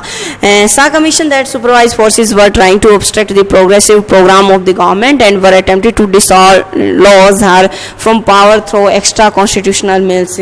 सरकार के खिलाफ और एक्स्ट्रा कॉन्स्टिट्यूशनल के तहत जाकर जो हो वो सरकार के खिलाफ जो वो बड़े लेवल के ऊपर जो उन्होंने ये नोटिस कर लिया था कि जो भी इसमें मेजर्स लिए गए वो अनकॉन्स्टिट्यूशनल थे, सरकार के हित में या फिर संविधान के हित में रहते हुए जो भी डिसीजंस लिए गए वो सही नहीं थे, लेकिन फिर भी जो है वो उनकी रिपोर्ट जो वो मान्य नहीं हो पाई, उसका बड़ा रिजल्ट नहीं आया। कुछ अदर पार्टीज थी जैसे CPIM हो गया, continue to back the Congress during the emergency, उन्होंने कोशिश की कि वापस कांग्रेस के अंदर जाएं इवन इमरजेंसी के दौरान भी। क्यों? क्योंकि उनका मानना ये था कि there was an international conspiracy against the unity of India, unity of India, क्योंकि उनको ऐसा कहीं ना कहीं लगता था ये पूरी तरह से भारत की एकता के खिलाफ हो रहा है। तो इसीलिए जो उन्होंने वापस कोशिश की कि कुछ सर्कमस्टांसेस ऐसे बने जिससे कि वो वापस जो वो कांग्रेस के अंदर जा पाए। It believed that in such circumstances some restrictions on agitations were justified। कुछ restrictions जो रही agitations के ऊपर उनको कुछ हद तक सही भी ठहराया गया। CPI जो था यानी कि communist party of India felt that the agitation led by JP, उन्होंने ये महसूस किया जो चल रहा था JP जयप्रकाश नारायण जी, ठीक है, JP का मतलब है जयप्रकाश नारायण जी, mainly by the middle classes who were opposed to the radical policies of the Congress party after the emergency. The CPI felt that its assessments were mistaken and that it was an error to have spotted the emergency। CPI ने accept कर लिया था कि जो कुछ भी हुआ वो गलती से हुआ, was mistaken and that it was an error to have spotted the emergency, और उन्होंने इमरजेंसी के दौरान जो भी गवर्नमेंट को जो स्पॉट किया वो जस्ट जो है वो एक एरर था, उनकी एक बड़ी भूल थी। दूसरी तरफ हम कहें तो इमरजेंसी को जो क्रिटिक करने वाले जो लोग उन्होंने तर्क दिया कि ये जो है वो that ever since the freedom movement, अब तक आज़ादी के जो आंदोलन रहे हैं उसमें सबसे बुरा जो है हाल यही रहा जिस दौरान हमारे पूरे राइट छीने गए। Indian politics had a history of popular struggle, कि हमारे यहाँ इतिहास रहा है पॉपुलर स्ट्रगल्स को लेकर। JP जो थे और अन्य जो ऑपोजिशन लीडर थे उन्होंने सोचा कि जो डेमोक्रेसी है, people had the right to publicly protest against the government, वहाँ पर लोगों को राइट होना चाहिए कि वो सरकार को जो प्रोटेस्ट कर सके, पब्लिकली कर सके। तो इसीलिए बिहार और गुजरात के अंदर जो भी पीसफुल और नॉन वायलेंस जो मूवमेंट चले थे वो ऐसे ही थे। Those who were arrested were never tried for any anti national activity, no cases were registered against most of the detainees, यानी कि इसके बाद जितने भी बहुत जो भी अपराधी थे इस एक्टिविटीज़ में जो भी लोग शामिल थे उनके खिलाफ कोई रजिस्ट्रेशन नहीं हुआ, कोई केस नहीं हुआ। होम मिनिस्ट्री जो था which is entrusted with the responsibility of monitoring the internal situation of the country also did not express any concern about the law and order situation in the country, उन्होंने भी किसी प्रकार का law and order जो वो देश के regarding नहीं देखा। If some agitations had ever overstepped their limits, the government had enough routine power to deal with it. There was no need to suspend democratic functioning and used draconian measures like the emergency. For that the threat was not to the unity and integrity of the country but to the ruling party and to the prime minister herself. यहाँ तक कि ये माना गया है कि ये जो भी हुआ इमरजेंसी पीरियड के अंदर जो हुआ ये पूरी तरह से देश की यूनिटी और इंटीग्रिटी के साथ नहीं था, उसको सपोर्ट नहीं करता है, बल्कि चाहे वो अब कोई भी हो, चाहे रूलिंग पार्टी हो या प्राइम मिनिस्टर हो, वो भी इस तरह के जो है अगर इन फ्यूचर अगर ऐसा होता तो एक प्रकार से देश की एकता और अखंडता को ये खतरा ही है। इस प्रकार से ये जो आलोचना की गई, द क्रिटिक्स से that Indira Gandhi misused a constitutional provision meant for saving the country to save her personal power, यानी कि यहाँ तक की आलोचना की गई कि इंदिरा गांधी जी ने कॉन्स्टिट्यूशनल प्रोविजन का मिसयूज किया और अपने आप को बचाने के लिए उन्होंने जो हो saving the country to save her personal power, अपनी खुद की पावर को बचाने के लिए उन्होंने देश के अंदर जो अनकॉन्स्टिट्यूशनल प्रोविजन जो वो स्टार्ट किया। What happened during democracy? अब बात आती है कि डेमोक्रेसी के अंदर ऐसा क्या क्या हुआ था, तो वही सारी चीज़ें कि ऐसे क्या क्या किया गया गवर्नमेंट के द्वारा, ऐसी कौन सी पॉलिसीज अपनाई गई थी जो है डेमोक्रेसी इसके दौरान, आपके इमरजेंसी पीरियड के दौरान। For this purpose the government led by Indira Gandhi announced a 20 point programme, 20 सूत्री कार्यक्रम जिसको बोला जाता है, उसको लागू किया गया सरकार के द्वारा। इसके अंदर क्या था 20 सूत्री कार्यक्रम में, यानी कि इसको 20 सूत्री कार्यक्रम क्यों बोला गया, क्योंकि इसमें बहुत सारी चीजें होती, 20 जो है वो योजनाएं कह सकते हैं आप, पॉलिसीज के ऊपर गवर्नमेंट ने बात की थी, जिसके अंदर जो वो कृषि भूमि को जो वो कृषि भूमि को जो वो उसको लिमिट करना, अतिरिक्त भूमि जो वो भूमिहीनों को बांटी जाएगी, बंधुआ जो मजदूर हैं उनकी मजदूरी को खत्म कर दिया जाएगा, बिजली उत्पादन कार्यक्रम में तेजी लाई जाएगी, शहरी संपत्ति जो है उसको उसकी सीमा तय की जाएगी, ग्रामीण द्वारा जो कर्जे लिए गए उनको माफ किया जाएगा, जो मिडिल क्लास लोग हैं उनकी इनकम के ऊपर जो ये टैक्स में उनको रियायतें दी जाएंगी, जो छात्र लोग हैं उनमें छात्रावासों में उनको रहने के लिए जो वो उनको जो फूड प्राइसेज हैं उनके अंदर कमी लाई जाएगी, उनको स्टेशनरी उनको बुक्स जो हो वो कम कीमतों के ऊपर दी जाएंगी। इस प्रकार से सारी की सारी योजनाएं जो वो इसमें शामिल थी, इसी को 20 सूत्री कार्यक्रम 20 पॉइंट प्रोग्राम जो है वो बोला जाता है। अब नेक्स्ट जो आता है इसमें कि review of agricultural wages, land redistribution किया गया, रिव्यू ऑफ एग्रीकल्चरल वेजेस, ये वही पॉइंट्स है जो अभी मैंने आपको बताया।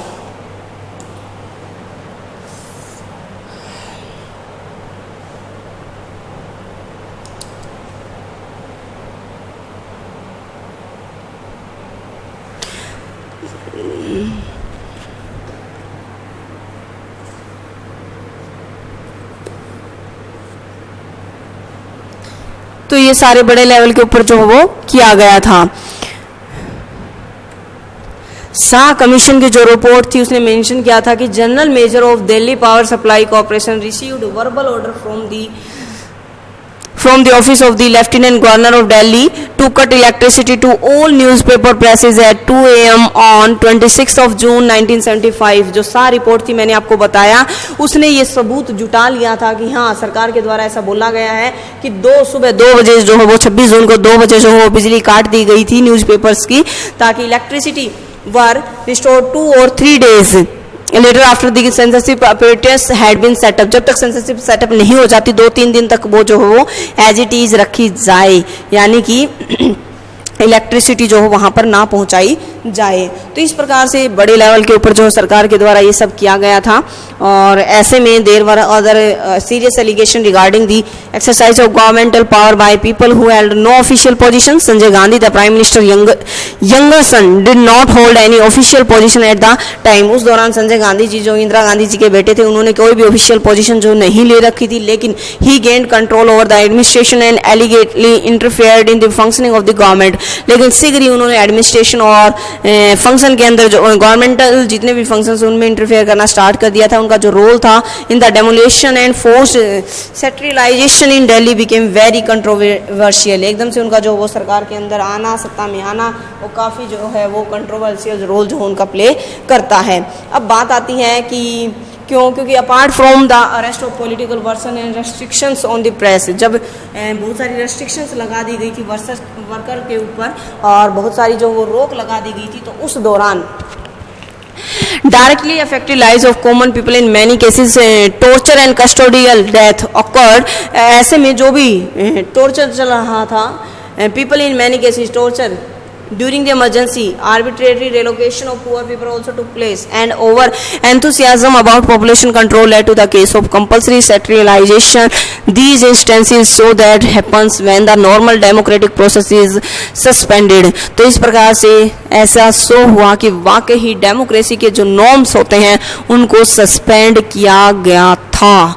अब बात आती है क्या सीख ली हमने इमरजेंसी से, लेसन्स ऑफ द डेमोक्रेसी, यानी डेमोक्रेसी के क्या परिणाम रहे, क्या सबक रहे जो हमने सीखे, वो हम इसमें देखेंगे कि वाकई ही जो है वो डेमोक्रेसी जो वो हमारे लिए ज़्यादा सही नहीं रही, क्योंकि इसमें बहुत सारी परेशानियां जो हमारे लोगों को उनका सामना करना पड़ा। There are many observers who think that India ceased to be democratic during the emergency. Emergency से पहले तक हम पूरी तरह से डेमोक्रेटिक रहे थे। It is not worthy that normal democratic functioning resumed within a short span of time. Thus one lesson of emergency is that it is extremely difficult to do away with democracy in India. तो ये बहुत ही मुश्किल था कि democracy को पूरी तरह से जो वो emergency is that it is extremely difficult to do away with democracy in India. दोबारा से डेमोक्रेसी को कंटिन्यू रख पाना बहुत ही मुश्किल काम था। दूसरा जो रहा वो ये रहा कि it brought out some ambitious regarding the emergency provision in the constitution that have been rectified since, कि कुछ प्रोविजंस जो ऐसे थे जो इमरजेंसी के दौरान किए गए थे, जो जिनको आप कह सकते हैं कि मूल अधिकार जो थे वो पूरी तरह से जो आज भी कहीं ना कहीं हैं, तो उनके बारे में लोगों को जो वो पता चला।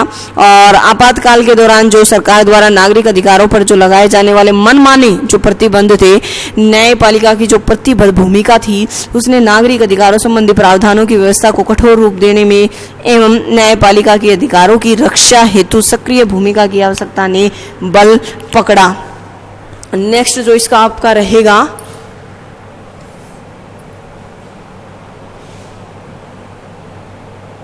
साथ ही इसमें देखा कि इंटरनल इमरजेंसी जो वो प्रोक्लेम की जा सकती है only on the ground of armed rebellion and it is necessary. इसके द्वारा ये तय किया गया कि इंटरनल जो डिस्टर्बेंस जो आर्म्ड रिवेलियन हो, यानी सेना के द्वारा जब युद्ध का विद्रोह किया जाए तो ऐसे में जो इंटरनल इमरजेंसी जो वो घोषित की जा सकती है, नेसेसरी है ये।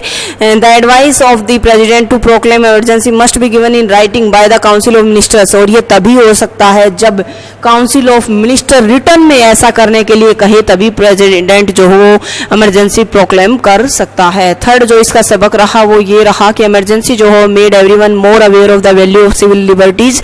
इससे लोग अपने राइट्स को लेकर और भी ज़्यादा जो हो वो जागरूक हुए, उनको अपने राइट्स की वैल्यू का जो वो पता चला, क्योंकि जब उनके राइट्स छीने तो उनको एहसास हुआ कि क्या वैल्यू है उनके राइट्स की। साथ ही साथ उनको एक रिस्पॉन्स रहा to the inability of the judiciary to protect civil liberties effectively during the emergency.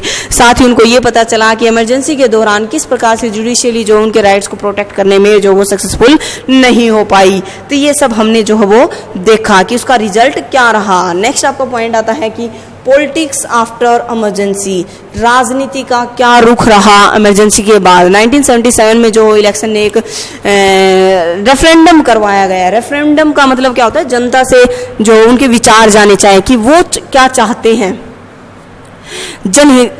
आप कह लीजिए जन विचार जो होते हैं वो जाने गए। एक्सपीरियंस ऑफ द इमरजेंसी के बाद जो है वो जनता से उनकी राय ली गई, एक रेफरेंडम करवाया गया, क्योंकि इमरजेंसी का असर जो वो बहुत ज़्यादा पड़ चुका था लोगों के ऊपर। तो opposition for the election on the slogan of, ऐसे में अपोजिशन पार्टी जो वो अपने आप को अब और ज़्यादा बेहतर बनाने की कोशिश कर रही थी, तो उन्होंने नारा भी दिया सेव डेमोक्रेसी। सेव डेमोक्रेसी क्यों दिया उन्होंने, क्योंकि उससे पहले की जो गवर्नमेंट थी वो पूरी तरह से डेमोक्रेसी को जो वो चकनाचूर कर चुकी थी। तो ऐसे में अपोजिशन ने नारा दिया सेव डेमोक्रेसी। अब ऐसे में लोग जो थे वो पूरी तरह से गवाह थे, क्योंकि उन्होंने इमरजेंसी टाइम पीरियड देखा था। तो लोग बिल्कुल नहीं चाहते थे अब दोबारा से उसी सरकार को फिर से सत्ता में लाए। इसीलिए उन्होंने 1975 और 77 के दौरान ended up strengthening the foundation of democracy in India. तो उन्होंने पूरी तरह से जो वो 1977 का जो लोकसभा इलेक्शन रहा उसमें जो आपकी कांग्रेस पार्टी है उसकी हार होती है, इलेक्शंस होते हैं मार्च 1977 में। इसकी वजह से जो ओपोजिशन होती है, left the opposition with very little time but political developments took place very rapidly. The major opposition party had already been coming closer in the pre emergency period. इससे पहले भी जो ओपोजिशन पार्टी थी वो काम कर रही थी, लेकिन वो सत्ता में अभी नहीं आ पाई थी।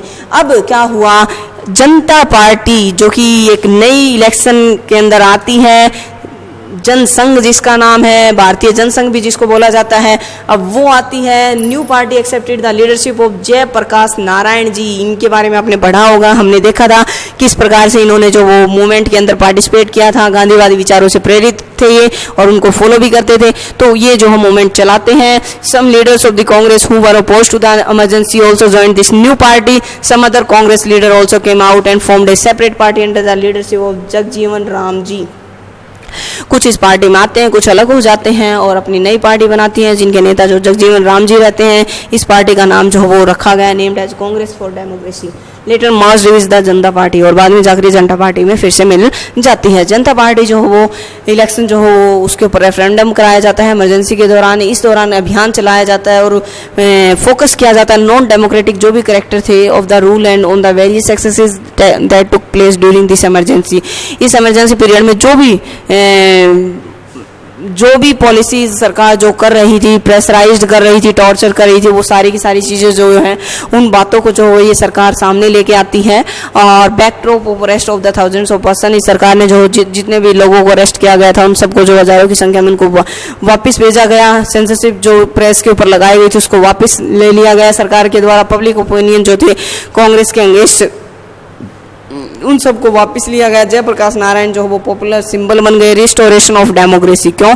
क्योंकि इन्होंने जितने भी रेस्ट्रिक्शंस लगाई गई थी उनको वापस करवाने में जो अपनी एक बड़ी भूमिका जो वो अदा की गई थी जयप्रकाश नारायण जी ने। इस प्रकार से जनता पार्टी जो वो नॉन कांग्रेस पार्टी जो वो पहली बार would not be divided, was evident that the going was tough for the Congress. और इस प्रकार से एक पूरा टफ कॉम्पिटिशन दिया जनता पार्टी ने कांग्रेस को पहली बार। फाइनल रिजल्ट जो था टुक एवरीवन बाय सरप्राइज। अब जो रिजल्ट आया वो पूरी तरह से सरप्राइजिंगली था। कांग्रेस जो वो सिर्फ एक 154 सीट के साथ आगे आई, वहीं पर जो आपकी जनता पार्टी थी उसने भारी बहुमत के साथ जो वो ये इलेक्शन जो वो जीत लिया था, जिसने कि 330 जो सीट थी वो जो है वो जनता पार्टी जो वो हासिल करती है 542 सीट्स के अंदर, और पूरी तरह से मेजोरिटी के साथ जो वो जनता पार्टी सत्ता में आती है। But if you look at the map showing the result of this election you will notice that, लेकिन अगर हम देखें तो ये जो इलेक्शन था Congress did not election all over the country. फिर भी कांग्रेस पूरी तरह से अपना इलेक्शन सारे देश में नहीं आ रही थी।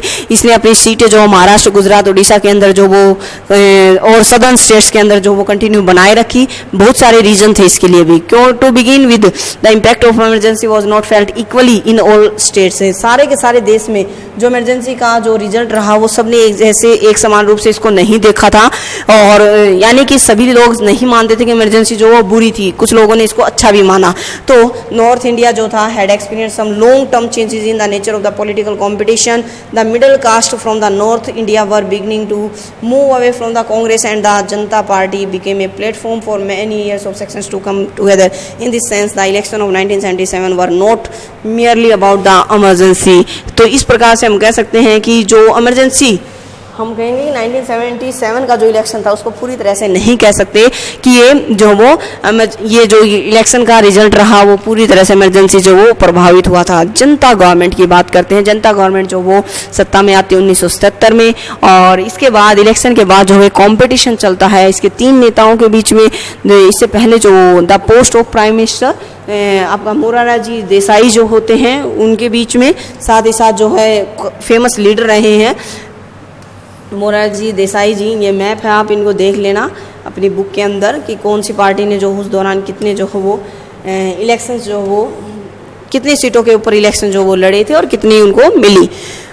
तो मोरारजी देसाई जो है was the rival to Indira Gandhi ever since 1966 and 7. Charan Singh leader of the Bharatiya Lok Dal and a farmer leader from UP, and Jagjivan Ram who had vast experience as a senior minister in the Congress governments. तो ये तीन मेजर जो लीडर थे जैसे कि मोरारजी देसाई, चरण सिंह जी और आपके जगजीवन राम जी, ये जो है अलग अलग पार्टी से जो थे, इन्होंने सब ने मिलकर जो है वो, इनका एक एक्सपीरियंस था, सीनियर मिनिस्टर्स थे, कांग्रेस के अंदर रह चुके थे लेकिन अब नई पार्टी के रूप में थे, तो इन सब ने मिलकर eventually Morarji Desai became the prime minister. Seniority के आधार पर मोरारजी देसाई को जो प्राइम मिनिस्टर बनाया जाता है, लेकिन they did not bring the power struggle within the party to an end, वो अपने स्ट्रगल को जो वो पार्टी के एंड तक नहीं रख पाए। अपोजिशन पार्टी जो थी इमरजेंसी के दौरान could keep the Janata party together only for a while, कुछ समय के लिए ये पार्टी इकट्ठा रह पाई। Its crisis felt that the Janata party lacked direction, leadership and a common programme से, कहीं ना कहीं इसकी आलोचना की गई इस पार्टी की इस आधार पर कि डायरेक्शन की कमी है जनता पार्टी में, लीडरशिप की कमी है और इसके एक जैसे कॉमन प्रोग्राम नहीं है। जनता पार्टी गवर्नमेंट जो थी वो not bring about a fundamental change in policies from those pursued by the Congress, जो भी पॉलिसीज कांग्रेस के द्वारा लागू की गई थी जनता पार्टी उनको कंटिन्यू रखने में सफल नहीं रही। ऐसे में जनता party split and the government which was led by Morarji Desai lost its majority in less than 18 months, और 18 मंथ्स के अंदर ही मोरारजी देसाई की सरकार जो मेजॉरिटी के अंदर आई थी, अब जो उनको अब पूरा तरह से सहयोग नहीं मिल पाया, क्योंकि अदर गवर्नमेंट जो इनके साथ आगे मिली थी, अदर पार्टीज, उनके साथ जो है ये संगठन अपना कायम नहीं रख पाई। दूसरी सरकार जो थी वो चरण सिंह जी के द्वारा जो चलाई जा रही थी, was formed on the assurance of the support of the Congress party, जो कि पूरी तरह से कांग्रेस पार्टी को सपोर्ट कर रही थी, लेकिन Congress party later decided to withdraw its support within the result that the Charan Singh government could remain in power for just about 4 months.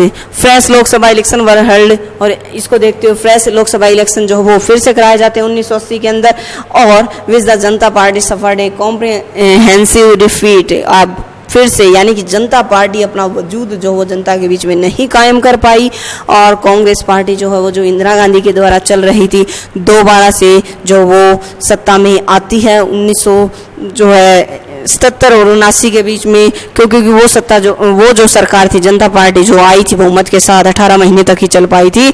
और another lesson in democratic politics, governments that are seen to be unstable and quarrelsome are severely punished by the voters. इस unstable government को जो वो लोगों के द्वारा इसको पूरी तरह से जो वो सपोर्ट नहीं किया गया। लेजेसी होता है विरासत में, यानी कि आपकी जो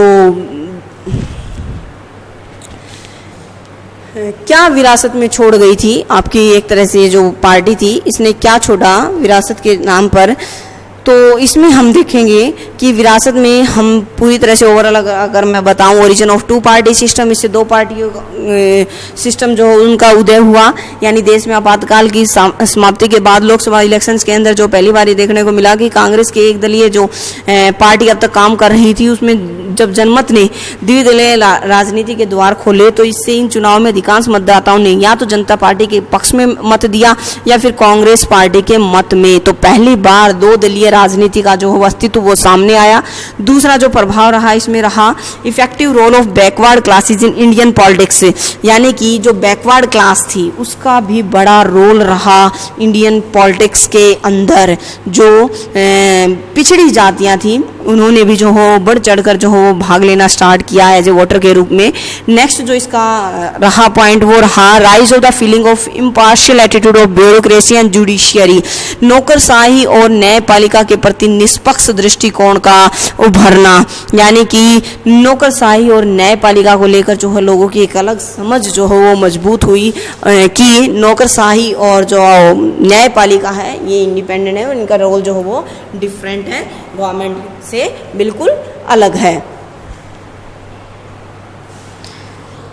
नेक्स्ट जो रहा वो awakening of civil liberties and democratic rights, इससे साथ ही साथ लोगों को अपने सिविल राइट्स का पता चला कि किस प्रकार से सिविल राइट्स जो वो उनके इम्पोर्टेंट है और उनकी इम्पोर्टेंस क्या है। हमने इस चैप्टर में जाना कि किस प्रकार से डेमोक्रेसी का होना जरूरी है और डेमोक्रेटिक फीचर्स क्या क्या हैं। जब भी हमारे यहाँ इंडिया के अंदर जब डेमोक्रेटिक जो फीचर्स हैं, जो प्रिंसिपल्स थे, उनको तोड़ा गया तो कि उसका असर इवन आम लोगों के ऊपर किस प्रकार से पड़ा, पॉलिटिक्स का क्या रोल रहा, ये सारा कुछ जो हमने इस चैप्टर में जाना। आई होप आपको ये चैप्टर जो वो अच्छे से क्लियर हुआ होगा। थैंक